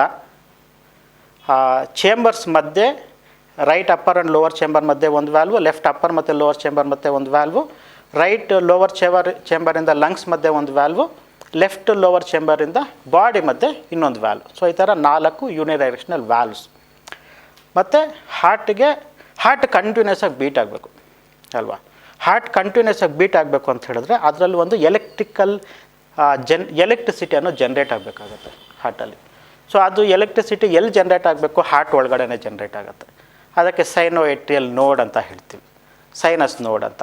ಸೊ ಅದು ರೈಟ್ ಅಪ್ಪರ್ ಚೇಂಬರ್ ಮೇಲ್ಭಾಗದಲ್ಲಿರುತ್ತೆ. ಸೊ ಅಲ್ಲಿಂದ ಪ್ರತಿ ಕ್ಷಣ ಹಾರ್ಟಿಗೆ ಸಿಗ್ನಲ್ಸ್ ಅಲ್ಲಿಂದ ಬರ್ತಾ ಇರುತ್ತೆ. ಸೊ ಅದು ಬರ್ತಾ ಇರೋದ್ರಿಂದ ಹಾರ್ಟ್ ಸತತವಾಗಿ ಬೀಟ್ ಆಗ್ತಾ ಇರುತ್ತೆ, ನಾವು ಜೀವಂತವಾಗಿದ್ದೀವಿ. ಸೊ ಇದಕ್ಕೆ ಕಂಡಕ್ಷನ್ ಸಿಸ್ಟಮ್ ಆಫ್ ಹಾರ್ಟ್ ಅಂತ ಹೇಳ್ತೀವಿ, electricity of the heart. So ಯಾವ ಥರ ಅದು ಎಲೆಕ್ಟ್ರಿಸಿಟಿ ಹೋಗುತ್ತೆ, ಆ ಎಲೆಕ್ಟ್ರಿಸಿಟಿಯಿಂದ ಮಸಲ್ ಕಾಂಟ್ಯಾಕ್ಟ್ ಆಗುತ್ತೆ.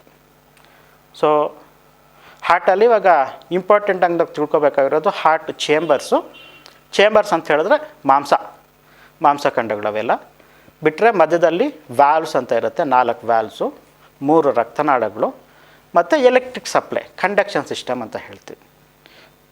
ಸೊ ಈ 4 ಸಿಸ್ಟಮಲ್ಲಿ ಎಲ್ಲಾದರೂ ಸ್ವಲ್ಪ ಪ್ರಾಬ್ಲಮ್ಸ್ ಆಗೋ ಚಾನ್ಸಸ್ ಇರುತ್ತೆ. ಯಾವುದಾದ್ರು ನಾರ್ಮಲ್ ಇರುತ್ತೆ, ಅದು ಅಬ್ನಾರ್ಮಲ್ ಆಗೋ ಚಾನ್ಸಸ್ ಇರುತ್ತೆ.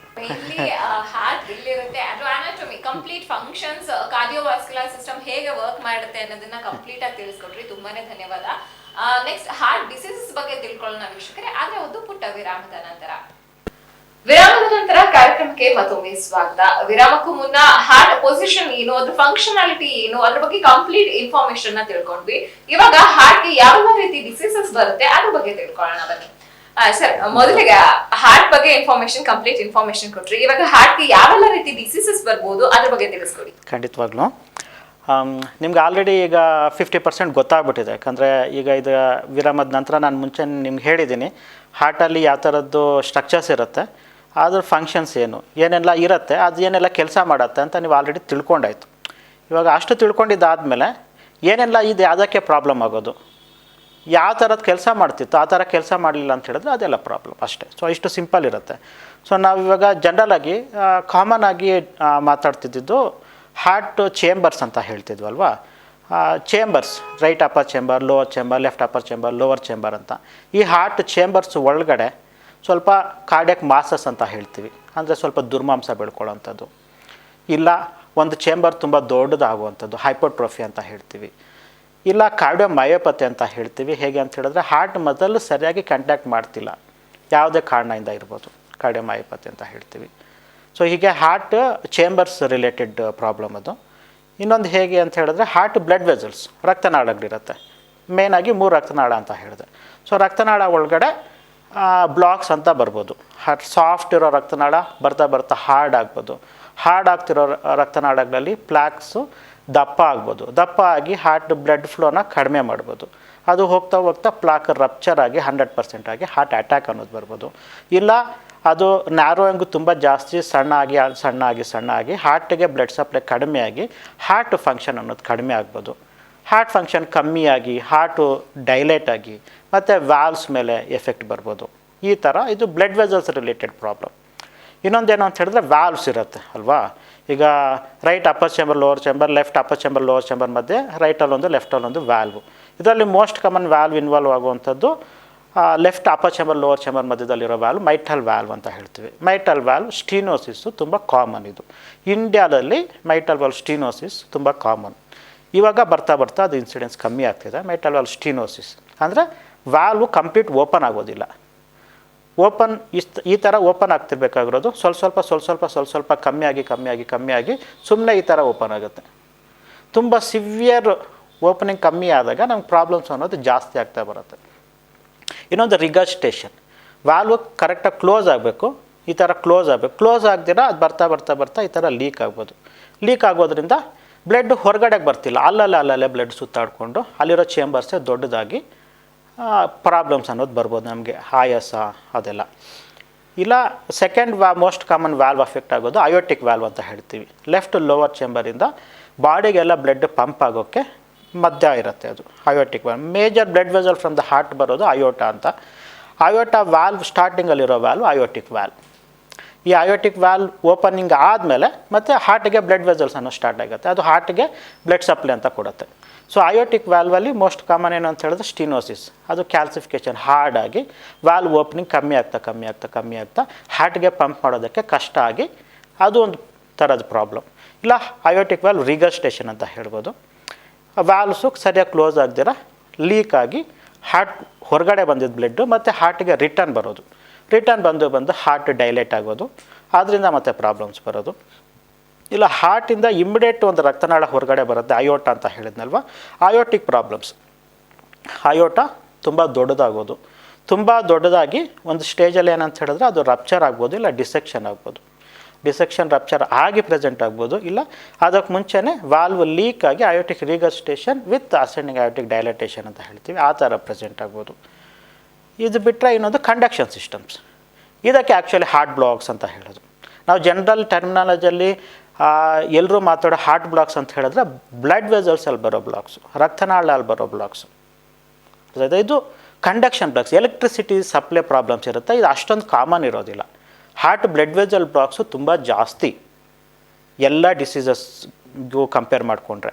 ಅದಾದಮೇಲೆ ಮತ್ತು ವಾಲ್ವ್ ಪ್ರಾಬ್ಲಮ್ ಸ್ವಲ್ಪ ಜಾಸ್ತಿ ಇರುತ್ತೆ, ಮತ್ತು ಮಯೋಕಾರ್ಡಿಯಮ್ ಪ್ರಾಬ್ಲಮ್ಸ್ ಅದೆಲ್ಲ. ಇದು ಇನ್ಸಿಡೆನ್ಸ್ ಸ್ವಲ್ಪ ಕಮ್ಮಿನೇ ಇರುತ್ತೆ ಹಾರ್ಟ್ ಬ್ಲಾಕ್ಸ್ ಅಂತ. ಹೇಗೆ ಅಂತ ಹೇಳಿದ್ರೆ ನಾರ್ಮಲ್ ಯಾವ ಥರ ಹಾರ್ಟಲ್ಲಿ ಎಲೆಕ್ಟ್ರಿಸಿಟಿ ಕಂಡಕ್ಟ್ ಆಗಬೇಕು ಆ ಥರ ಕಂಡಕ್ಟ್ ಆಗೋದಿಲ್ಲ ಇದು. ಸೊ ಆವಾಗ ಯಾವಾಗ ಅದು ಎಲೆಕ್ಟ್ರಿಸಿಟಿ ಕರೆಕ್ಟಾಗಿ ಕಂಡಕ್ಟ್ ಆಗೋದಿಲ್ಲ, ಆವಾಗ ಹಾರ್ಟು ಕರೆಕ್ಟಾಗಿ ರೆಗ್ಯುಲರಾಗಿ ಕಂಟ್ಯಾಕ್ಟ್ ಆಗೋದಕ್ಕೆ, ಕರೆಕ್ಟ್ ರೇಟಲ್ಲಿ ಕಂಟ್ಯಾಕ್ಟ್ ಆಗೋದಕ್ಕೆ, ಕರೆಕ್ಟ್ ಫ್ರೀಕ್ವೆನ್ಸಿ ಅಂದರೆ ಕರೆಕ್ಟ್ ಇಂಟರ್ವಲ್ಸಲ್ಲಿ ಕಂಟ್ಯಾಕ್ಟ್ ಆಗೋದಕ್ಕೆ ಪ್ರಾಬ್ಲಮ್ ಆಗ್ಬೋದು. ಇಲ್ಲ ಹಾರ್ಟ್ ಕಂಡಕ್ಷನ್ ಸಿಸ್ಟಮಲ್ಲಿ ಪ್ರಾಬ್ಲಮ್ ಇಲ್ದಿರೇ ಹಾರ್ಟ್ ಚೇಂಬರ್ಸ್ ಪ್ರಾಬ್ಲಮಿಂದ, ಇಲ್ಲ ಬ್ಲಡ್ ವೆಸಲ್ಸ್ ಪ್ರಾಬ್ಲಮಿಂದ ಹಾರ್ಟ್ ರಿದಮ್ ಪ್ರಾಬ್ಲಮ್ಸ್ ಅಂತ ಹೇಳ್ತೀವಿ. ಹಾರ್ಟ್ ಫಾಸ್ಟ್ ಬೀಟ್ ಆಗೋದು, ಇಲ್ಲ ತುಂಬ ಸ್ಲೋ ಬೀಟ್ ಆಗೋದು, ಇಲ್ಲ ಹಾರ್ಟ್ ಬೀಟ್ ಆಗೋ ಇಂಟರ್ವಲ್ಸ್ ಇದೆಯಲ್ವ ಅದು ವ್ಯತ್ಯಾಸ ಆಗೋದು, ರೆಗ್ಯುಲರಾಗಿ ಬೀಟ್ ಆಗ್ದಿರ ಫಾಸ್ಟು ಸ್ಲೋ ವ್ಯತ್ಯಾಸವಾಗಿ ಬೀಟ್ ಆಗುವಂಥದ್ದು ಹಾರ್ಟ್ ರಿದಮ್ ಪ್ರಾಬ್ಲಮ್ಸ್ ಅಂತ ಹೇಳ್ತೀವಿ. ಸೊ ಇದು ಬೇರೆ ಥರದ ಹೃದಯಕ್ಕೆ ಬರುವಂಥ ಕಾಯಿಲೆಗಳು. ಇದರಲ್ಲಿ ತುಂಬ ಕಾಮನ್ನಾಗಿ ನಾವು ನೋಡುವಂಥದ್ದು ಏನು ಅಂತ ಹೇಳಿದ್ರೆ ಹಾರ್ಟ್ ಅಟ್ಯಾಕ್ಸ್ ಅಂತ ಹೇಳ್ತೀವಲ್ವ, ಇಲ್ಲ ಹಾರ್ಟ್ ಬ್ಲಡ್ ವೆಸಲ್ ಬ್ಲಾಕ್ಸಿಂದ ಬರುವಂಥ ಪ್ರಾಬ್ಲಮ್ಸು ತುಂಬ ಕಾಮನ್ ಇರುತ್ತೆ. ಕಂಪ್ಲೀಟ್ ಆಗಿ ಹಾರ್ಟ್ ಬ್ಲಾಕ್ ಆಕ್ಚುಲಿ ಅದನ್ನ ನಾನು ನೆಕ್ಸ್ಟ್ ಕೇಳೋಣ. ಹಾಗೆ ಇನ್ ಜನರಲ್ ಹಾರ್ಟ್ ಅಲ್ಲಿ ಹೋಲ್ ಇದೆ ಅಂತ ಕೂಡ ಕೇಳ್ಪಡ್ತೀವಿ ಮಾತಾಡೋದು ಇನ್ ಕ್ಯಾಶುವಲ್ ಲ್ಯಾಂಗ್ವೇಜ್ ಅಲ್ಲಿ. ಸೊ ಏನು ಅದು ಹಾರ್ಟ್ ಅಲ್ಲಿ ಹೋಲ್ ಇದೆ ಅನ್ನೋದು?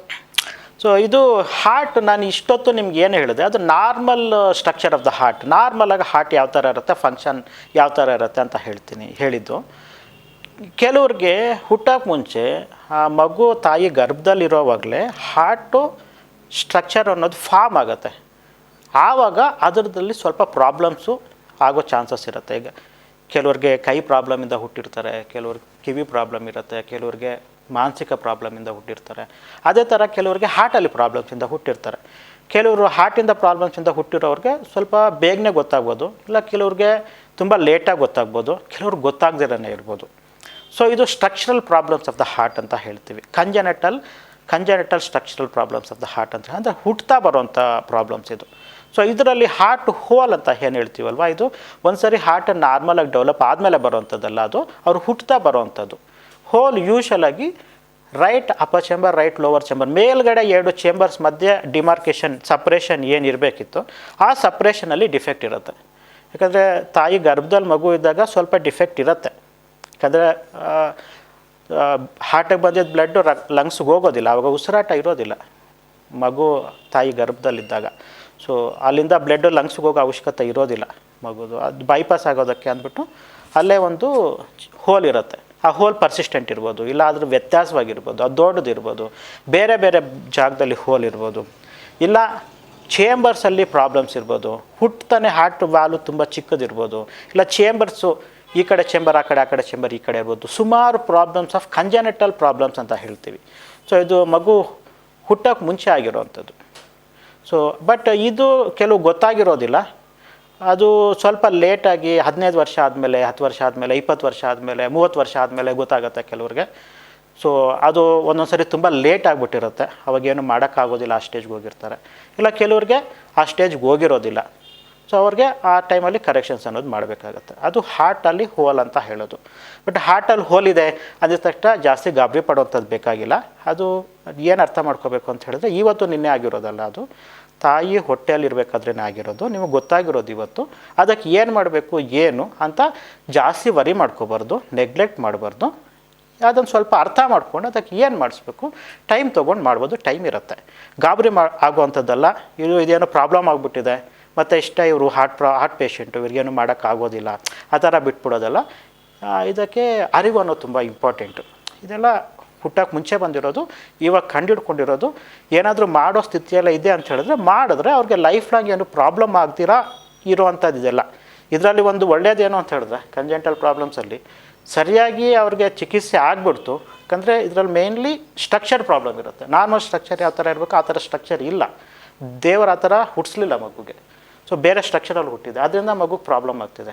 ಮತ್ತು ಅದೇ ಸ್ಟ್ರಕ್ಚರ್ನ ನಾವು ಸರಿ ಮಾಡಿದ್ರೆ ಆಪ್ರೇಷನ್ ಆದಮೇಲೆ ಮೋಸ್ಟ್ ಆಫ್ ದ ಅನಾಮಲೀಸ್ ಹೇಗೆ ಅಂತೇಳಿ ಲೈಫ್ ಲಾಂಗ್ ಅವ್ರಿಗೆ ಏನು ಪ್ರಾಬ್ಲಮ್ಸ್ ಇರೋದಿಲ್ಲ. So it's actually good news. ಸ್ವಲ್ಪ ಮುಂಚೆನೇ ಕಂಡುಹಿಡ್ಕೊಂಡು ಮಾಡಿದ್ರೆ ಸುಮಾರು ಹಾರ್ಟ್ ಪ್ರಾಬ್ಲಮ್ಸ್ ಇದೇನಿದೆ ಇದು ಚೆನ್ನಾಗಿ ಮಾಡೋವಂಥದ್ದು. ಹಾಗೆ ಬಿಟ್ಟರೆ ಸುಮಾರು ಹಾರ್ಟ್ ಪ್ರಾಬ್ಲಮ್ಸು ತುಂಬ ಪ್ರಾಬ್ಲಮ್ಸ್ ಆಗಿಬಿಡುತ್ತೆ, ಅವರು ನಾರ್ಮಲ್ ಲೈಫ್ ಲೀಡ್ ಮಾಡೋಕ್ಕಾಗೋದಿಲ್ಲ.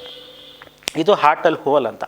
ಹಾರ್ಟಲ್ಲಿ ಬ್ಲಾಕ್ ಅಂತ ಹೇಳ್ತೀವಲ್ವ, ಇದು ಹಾರ್ಟ್ ಬ್ಲಾಕ್ ಅಂತ ಹೇಳಿದ್ರೆ ನಾವು ಮೆಡಿಕಲ್ ಟರ್ಮಿನಾಲಜೀಸಲ್ಲಿ ಯೂಸ್ ಮಾಡೋ heart block conduction block, electricity of the heart ಏನಿದೆ ಅದು ಕರೆಕ್ಟಾಗಿ ಕಂಡಕ್ಟ್ ಆಗ್ತಿಲ್ಲ ಅಂತ. ಹಾರ್ಟ್ ಬ್ಲಡ್ ವೆಸಲ್ಸ್ ಒಳಗಡೆ ಬ್ಲಾಕ್ಸ್ ಇರುತ್ತಲ್ವ, ಇದು ಹಾರ್ಟ್ ಬ್ಲಡ್ ವೆಸಲ್ಸ್, ಇದು ರಕ್ತನಾಳ, ಹಾರ್ಟ್ ವ್ಯಾಲ್ವ್ಸ್ ಅಲ್ಲ. ಹಾರ್ಟ್ ವ್ಯಾಲ್ವ್ಸ್ ಇರೋದು ಹಾರ್ಟ್ ಚೇಂಬರ್ಸ್ ಮಧ್ಯೆ ಮತ್ತು ಹಾರ್ಟಿಂದ ಹೊರಗಡೆ ಬರೋ 2 ಡಿಫ್ರೆಂಟ್ ರೂಮ್ಸ್ ಮಧ್ಯೆ ಇರುವಂಥ ಒಂದು ಒನ್ ವೇ ಡೈರೆಕ್ಷನಲ್ ವ್ಯಾಲ್ವ್ಸ್. ಇದು ಹಾರ್ಟ್ ವ್ಯಾಲ್ವ್ಸ್ ಬೇರೆ, ರಕ್ತನಾಳಗಳು ಬೇರೆ, ಕಂಡಕ್ಷನ್ ಅಂದರೆ ಎಲೆಕ್ಟ್ರಿಕಲ್ ಸಿಸ್ಟಮ್ ಬೇರೆ. ಇದರಲ್ಲಿ ಯೂಶಲಾಗಿ ನಮಗೆ ಕಂಡುಬರುವಂಥ ಪ್ರಾಬ್ಲಮ್ ಏನು ಅಂತ ಹೇಳಿದ್ರೆ ಬ್ಲಡ್ ವೆಸಲ್ಸಲ್ಲಿ ಪ್ರಾಬ್ಲಮ್, ರಕ್ತನಾಳನ ಮತ್ತು ನರ ಅಂತ ಜನರಿಗೆ ಅರ್ಥ ಆಗೋದಕ್ಕೆ ಅಂತ ಅದು ಡಾಕ್ಟ್ರು ಉಪಯೋಗಿಸುವಂಥದ್ದು. ಅದು ಆ್ಯಕ್ಚುಲಿ ಅವ್ರಿಗೆ ಕ್ಲಿಯರಾಗಿ ಅರ್ಥ ಆಗೋದಕ್ಕಿಂತ ಕನ್ಫ್ಯೂಷನ್ನ ಜಾಸ್ತಿ ಕ್ರಿಯೇಟ್ ಮಾಡಿದೆ. ನರ ಅಲ್ಲ, ಅದು ರಕ್ತನಾಳ, ರಕ್ತ ಹೋಗುವಂಥ ಒಂದು ಚಿಕ್ಕ ಚಿಕ್ಕ ಸೊ ಹೀಗೆ. ಸೊ ಇದರಲ್ಲೆಲ್ಲ ನಿಮಗೆ ಪ್ರಾಬ್ಲಮ್ ಬರೋಕ್ಕೆ ಚಾನ್ಸಸ್ ಇರುತ್ತೆ. ಸೊ ಹಾರ್ಟ್ ಹೋಲ್ ಅನ್ನೋದು ಬರುತ್ತೆ ಇನ್ ಬಿಟ್ವೀನ್ ಏಜ್ ಅಲ್ಲಿ ಬರೋದಿಲ್ಲ. ಸೊ ಅದಕ್ಕೆ ಕ್ಯೂರ್ ಕೂಡ ಮಾಡ್ಬೋದು, ಟ್ರೀಟ್ಮೆಂಟ್ ಕೂಡ ಮಾಡ್ಬೋದು, ಯಾವುದೇ ಸಮಸ್ಯೆ ಕೂಡ ಇರೋದಿಲ್ಲ. ಇನ್ನು ಹಾರ್ಟ್ ಹೋಲ್ ಅನ್ನೋದು ಮತ್ತೆ ಲೇಟೆಸ್ಟ್ ಸ್ಟೇಜಸಲ್ಲಿ ಬರೋದೇ ಇಲ್ಲ ಅಂತಲ್ಲ, ಟ್ರಾಮ್ದು ಏಟಾಗಿ ಬರ್ಬೋದು, ಇಲ್ಲ ಮೇಜರ್ ಹಾರ್ಟ್ ಅಟ್ಯಾಕ್ ಆಗಿ ಅದು ರಕ್ತ ಮಾಂಸಖಂಡ ತುಂಬ ಮೆದುವಾಗ್ಬಿಟ್ಟು ಸತ್ತು ಹೋಗ್ಬಿಟ್ಟು ಅದು 2 ಚೇಂಬರ್ ಮತ್ತು ಹೋಲ್ ಥರ ಆಗ್ಬೋದು. ಆ ರಕ್ತ ಹಾರ್ಟಿಂದ ಹೊರಗಡೆ ಬಂದುಬಿಡ್ಬೋದು, ಅಷ್ಟು ಜಾಸ್ತಿ ಡ್ಯಾಮೇಜ್ ಆಗಿ. ಇದೆಲ್ಲ ತುಂಬ ರೇರ್ ಕಂಡೀಷನ್ಸ್ ಇದು. ಬಟ್ ಹಾರ್ಟ್ ಹೋಲ್ ಅಂತ ಆ ಟೈಮಲ್ಲಿ ಹೇಳೋದಿಲ್ಲ. ಹಾರ್ಟ್ ಹೋಲ್ ಅಂತ ಹೇಳಿದ್ರೆ ಜನರಲ್ ಆಗಿ ಈತ ಕಂಡೀಷನ್ಸ್ಗೆ ಹೇಳ್ತೀವಿ. ರಪ್ಚರ್ ಆಗೋದು ಅದೆಲ್ಲ ಸ್ವಲ್ಪ ಎಕ್ಸ್ಟ್ರೀಮ್, ಅದು ಸ್ವಲ್ಪ ರೇರ್ ಕಾಂಪ್ಲಿಕೇಶನ್ಸ್. ಅದೆಲ್ಲ ಹಾರ್ಟ್ ಅಟ್ಯಾಕ್ದು ಕಾಂಪ್ಲಿಕೇಶನ್ಸ್. ಅದು ಬೇಸಿಕ್ ಡಿಸೀಸ್ ಏನು ಅಂತ ಹೇಳಿದ್ರೆ ಹಾರ್ಟ್ ಬ್ಲಡ್ ವೆಸಲ್ ಪ್ರಾಬ್ಲಮ್ಸ್. ಅದು ರಕ್ತ ಸರಿಯಾಗಿ ಸಿಗದಿರ ಹಾರ್ಟ್ ಅಟ್ಯಾಕ್ ಆದಮೇಲೆ 108 ಕಾಂಪ್ಲಿಕೇಶನ್ಸ್ ಬರ್ಬೋದು. ಅದು ಒನ್ ಆಫ್ ದೆಮ್. ಸೊ ಆ ಕಾಂಪ್ಲಿಕೇಶನ್ಸ್ ಎಲ್ಲ ಅಷ್ಟು ಡೀಟೇಲಾಗಿ ತಿಳ್ಕೊಳ್ಳೋದು ಬೇಕಾಗಿಲ್ಲ. ಜನರಲಾಗಿ ಡಿಸೀಸಸ್ ಯಾವ ಥರ ಇರುತ್ತೆ ಇದು ತಿಳ್ಕೊಂಡ್ರೆ ಸಾಕು, ಜಸ್ಟ್ ಫಾರ್ ದ ಅವೇರ್ನೆಸ್ಗೆ. ಸರ್ ನಮಸ್ತೆ, ನನ್ನ ಹೆಸರು ಶಬೀನಾ, ಹಾಸನ್ನು ನಂದೂರು. ಸರ್ ನಡಿಬೇಕಾಗಿದ್ದರೆ ನನಗೆ ಸುಸ್ತಾಗ್ತಾಯಿತ್ತು. ಯತೀಶ್ ಡಾಕ್ಟ್ರ್ ಹತ್ರ ಬಂದ್ವಿ. ಆಮೇಲೆ ನಮಗೆ ಶ್ರೀನಿವಾಸ್ ಡಾಕ್ಟ್ರ್ ಹತ್ರ ನನ್ನ ಕಿಡ್ನಿ ಪ್ರಾಬ್ಲಮ್ ಇದೆ ಅಂತ ಹೇಳಿದರು ಯತೀಶ್ ಡಾಕ್ಟ್ರು. ಆವಾಗ ಎಕ್ಕೋ ತೆಗೆಸಿದ್ರಲ್ಲ, ಆವಾಗ ನೀವು ಹಾರ್ಟ್ ಪ್ರಾಬ್ಲಮ್ ಇದೆ ಅಮ್ಮ, ಆಪ್ರೇಷನ್ ಮಾಡಬೇಕು ಅಂದರು. ಆಮೇಲೆ ನಾವು ಮೈಸೂರಿಗೆಲ್ಲ ಹೋಗಿ ಬಂದ್ವಿ. ಅಲ್ಲೂ ಆಪ್ರೇಷನ್ ಮಾಡಬೇಕು ಅಂತ ಹೇಳಿದರು. ಆಮೇಲೆ ಇದು ಏನೇನು ಅದು ಆಪ್ರೇಷನ್ ಆಯಿತು.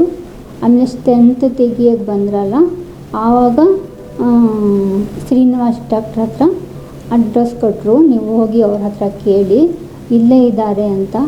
ಅವ್ರು ನಮಗೆ ಚೆನ್ನಾಗಿ ಕೂತ್ಕೊಂಡು ನಮ್ಮ ಮನೆ ಹತ್ರ ಅವರೆಲ್ಲ ಕೂರಿಸ್ಕೊಂಡು ಮಾತಾಡಿದರು. ಅವರು ಧೈರ್ಯ ಕೊಟ್ಟರು, ನಮಗೆ ಎಲ್ಲರಿಗೂ ಧೈರ್ಯ ಕೊಟ್ಟರು. ಆಮೇಲೆ 3 ದಿವಸ ನನಗೆ ಆಪ್ರೇಷನ್ ಆಯಿತು. ಆಮೇಲೆ 3 ದಿವಸಕ್ಕೆ ನಾನು ವಾಸಿಯಾದೆ. ಎಲ್ಲ ಸಿಸ್ಟರು ಎಲ್ಲರೂ ಸ್ಟಾಫ್ ಅವರೆಲ್ಲರೂ ನನಗೆ ಚೆನ್ನಾಗಿ ನೋಡಿಕೊಂಡ್ರು. ಆಮೇಲೆ ಶ್ರೀನಿವಾಸ್ ಡಾಕ್ಟ್ರಿಗೆ ತುಂಬ ಧನ್ಯವಾದಗಳು. ಆಮೇಲೆ ಮಂಗಳ ಹಾಸ್ಪಿಟಲ್ವರೆಗೂ ತುಂಬ ಧನ್ಯವಾದಗಳು. ನನ್ನ ಹೆಸರು ಆಯಿಷಾ, ಇವ್ರು ನಮ್ಮ ಅಕ್ಕ ಶಬೀನಾ. ನಂದು ಬಂದುಬಿಟ್ಟು ಆಲೂರು, ಇವ್ರು ಬಂದುಬಿಟ್ಟು ಹಾಸನಿಗೆ ಮದುವೆ ಮಾಡಿಕೊಟ್ಟಿದ್ವಿ. ಇವ್ರಿಗೆ ಸ್ವಲ್ಪ ಹೆಲ್ತ್ ಪ್ರಾಬ್ಲಮ್ ಇತ್ತು ಅಂತ ಹೇಳ್ಬಿಟ್ಟು ಮಂಗಳ ಹಾಸ್ಪಿಟಲಿಗೆ ಬಂದಿದ್ವಿ. ಹೇಳಿದ್ಕೆ ಕಿಡ್ನಿ ಪ್ರಾಬ್ಲಮ್ ಇತ್ತು. ಯತೀಶ್ ಸರ್ ಹತ್ರ ಬಂದಿದ್ವಿ. ಯತೀಶ್ ಸರ್ ಹತ್ರ ಬಂದಾಗ ಆಪ್ರೇಷನ್ ಮಾಡಿಸ್ಬೇಕು ಅಂತೇಳಿ ಕಿಡ್ನಿ ಪ್ರಾಬ್ಲಮಿಗೆ ಎಲ್ಲ ಟೆಸ್ಟ್ಗಳು ಮಾಡಿಸ್ತಾಯಿದ್ರು. ಟೆಸ್ಟ್ಗಳು ಮಾಡಿಸ್ಬೇಕಾದ್ರೆ ಏನಾಯಿತು ಅಂದರೆ ಎಕೋ ಟೆಸ್ಟ್ ಮಾಡಿಸಿದ್ರು. ಎಕೋ ಟೆಸ್ಟಲ್ಲಿ ಸರ್ ಹೇಳಿದರು ಹಾರ್ಟ್ ಪ್ರಾಬ್ಲಮ್ ಇದೆ ಅಂತ ಹೇಳಿದರು. ಹಾರ್ಟ್ ಪ್ರಾಬ್ಲಮ್ಮು ಸರ್ಜರಿ ಮಾಡಬೇಕು ಅಂತ ಹೇಳಿದರು. ಆಮೇಲೆ ನಾವು ಬೆಂಗಳೂರಿಗೆ ಹೋಗಿದ್ವಿ ಮತ್ತು ಮೈಸೂರಿಗೆ ಹೋಗಿದ್ವಿ. ಮೈಸೂರಲ್ಲಿ ಮತ್ತು ಬೆಂಗಳೂರಲ್ಲೆಲ್ಲೂ ನಮಗೆ ರೆಸ್ಪಾನ್ಸ್ ಚೆನ್ನಾಗಿರಲಿಲ್ಲ. ಆಮೇಲೆ ಬೇರೆ ಹಾಸ್ಪಿಟಲ್ಗೆ ಹೋದಾಗ ಅಲ್ಲಿ ಸರಿ ನಮಗೆ ರೆಸ್ಪಾನ್ಸ್ ಮಾಡ್ದಿದ್ದ ಕಾರಣ ಮತ್ತೆ ಮಂಗಳ ಹಾಸ್ಪಿಟಲ್ಗೆ ಬಂದ್ವಿ. ಯತೀಶ್ ಸರು ಕಿಡ್ನಿದು ಆಪ್ರೇಷನ್ ಮಾಡಿ 1 ಮಂತ್ ಟೈಮ್ ಕೊಟ್ಟಿದ್ದರು. ಮತ್ತೆ ಬಂದುಬಿಟ್ಟು ಚೆಕಪ್ಪಿಗೆ ಅಂತ ಬಂದಿದ್ವಿ. ಆಗ ಹಾರ್ಟ್ ಪ್ರಾಬ್ಲಮ್ ಇತ್ತು. ಹಾರ್ಟ್ ಪ್ರಾಬ್ಲಮಿಗೆ ನಮ್ಮ ಹಾಸ್ಪಿಟಲಲ್ಲೇ ಇದ್ದಾರೆ ಅಂತ ಹೇಳಿಬಿಟ್ಟು ಶ್ರೀನಿವಾಸ್ ಸರ್ಗೆ ಹೇಳಿದರು. ಶ್ರೀನಿವಾಸ್ ಇನ್ಫಾರ್ಮ್ ಮಾಡಿ ಅಲ್ಲಿಗೆ ಹೋಗಿದ್ವಿ. ಅಲ್ಲಿ ಶ್ರೀನಿವಾಸ್ ಸರ್ ಹೇಳಿದ್ರೆ ಟೆಸ್ಟು ಎಲ್ಲ ನೋಡಿಬಿಟ್ಟು ರಿಪೋರ್ಟ್ಸ್ ಎಲ್ಲ ನೋಡಿಬಿಟ್ಟು ಇಲ್ಲ ಇವ್ರಿಗೆ ತುಂಬ ಪ್ರಾಬ್ಲಮ್ ಇದೆ, ಆಪ್ರೇಷನ್ ಆಗಬೇಕಂತ ಹೇಳಿದರು. ಆಪ್ರೇಷನ್ ಆಗಬೇಕು ಅಂತ ಹೇಳಿದಾಗ ನಮಗೂ ಸ್ವಲ್ಪ ಸ್ಟಾರ್ಟಿಂಗ್ ಭಯ ಆಯಿತು. ಹಾರ್ಟ್ ಆಪ್ರೇಷನ್ ಮಾಡಬೇಕು ಅಂದಾಗ ಸ್ವಲ್ಪ ಭಯ ಆದಾಗ ಸರ್ ಹತ್ರ ಬಂದ್ವಿ. ಸರ್ರು ತುಂಬ ಹೊತ್ತು ಕೂರಿಸ್ಕೊಂಡು ಎಲ್ಲರನ್ನೂ ಕೂರಿಸ್ಕೊಂಡು ಈ ಥರನೇ ಸರ್ಜರಿ ಮಾಡ್ತೀವಿ ಅಂತ ತುಂಬ ಚೆನ್ನಾಗಿ ಎಕ್ಸ್ಪ್ಲೇನ್ ಮಾಡಿದರು. ನಮಗೆ ಗೊತ್ತೇ ಇರಲಿಲ್ಲ. ನಾವು ಅಷ್ಟು ಹಾಸ್ಪಿಟಲಲ್ಲಿ ತೋರಿಸ್ಕೊಬಂದು ನಮ್ಗೆ ಅಷ್ಟು ಚೆನ್ನಾಗಿ ಯಾರೂ ಎಕ್ಸ್ಪ್ಲೇನ್ ಮಾಡಿರಲಿಲ್ಲ.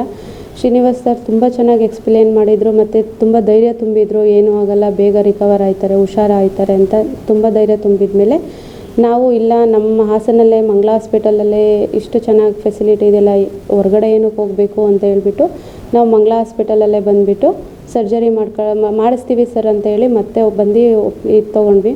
ಸರಿ ಆಯಿತು ಅಂತ ಹೇಳ್ಬಿಟ್ಟು ಸರ್ರು ಸರ್ಜರಿ ಡೇಟ್ ಕೊಟ್ಟು ನಮಗೆ ಆಪ್ರೇಷನ್ ಎಲ್ಲ ಮಾಡಿಕೊಟ್ರು. ತುಂಬ ಚೆನ್ನಾಗಿ ಮಾಡಿಕೊಟ್ಟಿದ್ದಾರೆ. ಇವರು ಇಷ್ಟು ಬೇಗ ಹುಷಾರಾಯ್ತಾರೆ ಅಂತ ನಾವು ಅಂದ್ಕೊಂಡೇ ಇರಲಿಲ್ಲ. ಇವ್ರಿಗೆ ಬರೀ ಇವಾಗ 3 ದಿನ ಆಗಿರೋದಷ್ಟೇ ಆಪ್ರೇಷನ್ ಆಗಿ. ನಾವೇ ಒಂದಿನ ಎಕ್ಸ್ಟ್ರಾ ಇರ್ತೀವಿ ಅಂತೇಳಿ 4 ಡೇಸ್ 5 ಡೇಸ್ ಇದ್ದೀವಿ ಇಲ್ಲೇ ಹಾಸ್ಪಿಟಲಲ್ಲೇ. ತುಂಬ ಎಲ್ಲ ನರ್ಸಿಂದ ಇರ್ಬೋದು, ಸ್ಟಾಫ್ಸಿಂದ ಇರ್ಬೋದು ತುಂಬ ಚೆನ್ನಾಗಿ ನೋಡ್ಕೊಂಡ್ರು. ನಮಗೆ ನಿಜವಾಗ್ಲೂ ಇಷ್ಟು ಚೆನ್ನಾಗಿ ನೋಡ್ಕೊತಾರೆ ಅಂತ ಗೊತ್ತೇ ಇರಲಿಲ್ಲ ನಮಗೆ. ತುಂಬ ಚೆನ್ನಾಗಿ ಸಪೋರ್ಟ್ ಮಾಡಿದರು. ಎಲ್ಲರೂ ಚೆನ್ನಾಗಿ ನೋಡ್ಕೊಂಡಿದ್ದಾರೆ.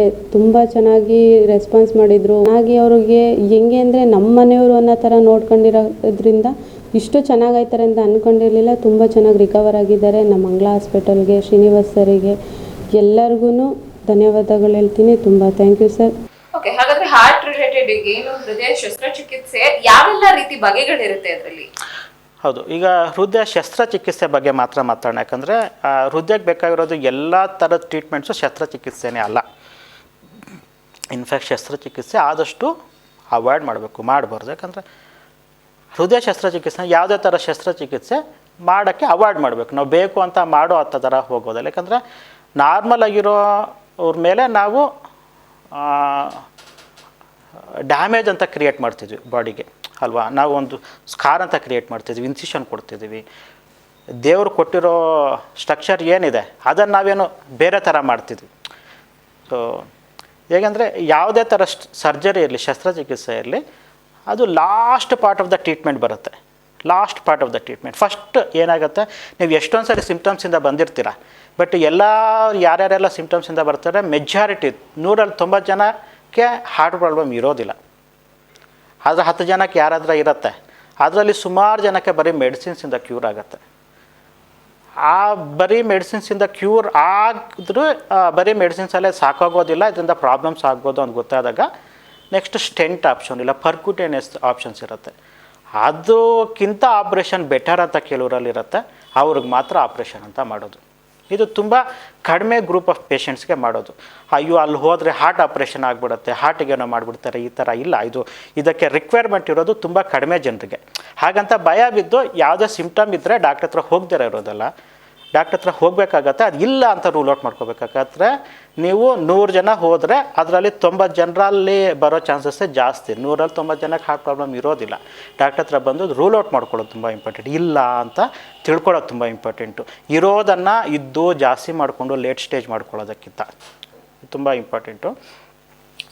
ಮೆಜಾರಿಟಿ ಮೆಂಬರ್ಸ್ಗೆ ಈ ಶಸ್ತ್ರಚಿಕಿತ್ಸೆ ಅವಶ್ಯಕತೆ ಇರೋದಿಲ್ಲ. ಯಾರಿಗೆ ಅವಶ್ಯಕತೆ ಇದೆ? ಯಾರಿಗೆ ಅವಶ್ಯಕತೆ ಇರುತ್ತೆ ಶಸ್ತ್ರಚಿಕಿತ್ಸೆ, ಇದಕ್ಕೆ ಗೈಡ್ಲೈನ್ಸ್ ಅಂತ ಇರುತ್ತೆ. ಈಗ ಸಪೋಸ್ ನಾವು ಒಂದು ಡಿಸೀಸ್, ಮೋಸ್ಟ್ ಕಾಮನ್ ಡಿಸೀಸ್ ಏನು ಹೃದಯದಲ್ಲಿ ಅಂದರೆ ಬ್ಲಡ್ ವೆಸಲ್ಸ್ ಬ್ಲಾಕೇಜಸ್ ಅಂತ ಹೇಳ್ತೀವಿ. 3 ಬ್ಲಡ್ ವೆಸಲ್ಸ್ ಬ್ಲಾಕೇಜ್ ಆಗಿದೆ, ಟ್ರಿಪಲ್ ವೆಸಲ್ ಡಿಸೀಸ್ ಅಂತ ಹೇಳ್ತೀವಿ. ಇಲ್ಲ ಲೆಫ್ಟ್ ಮೈನ್ ಕಾರ್ನರಿ ಆರ್ಟರಿ ತುಂಬ starting part of the blood ವೆಸಲ್ಲೇ ತುಂಬ ಕ್ರಿಟಿಕಲ್ ಬ್ಲಾಕ್ ಆಗಿದೆ.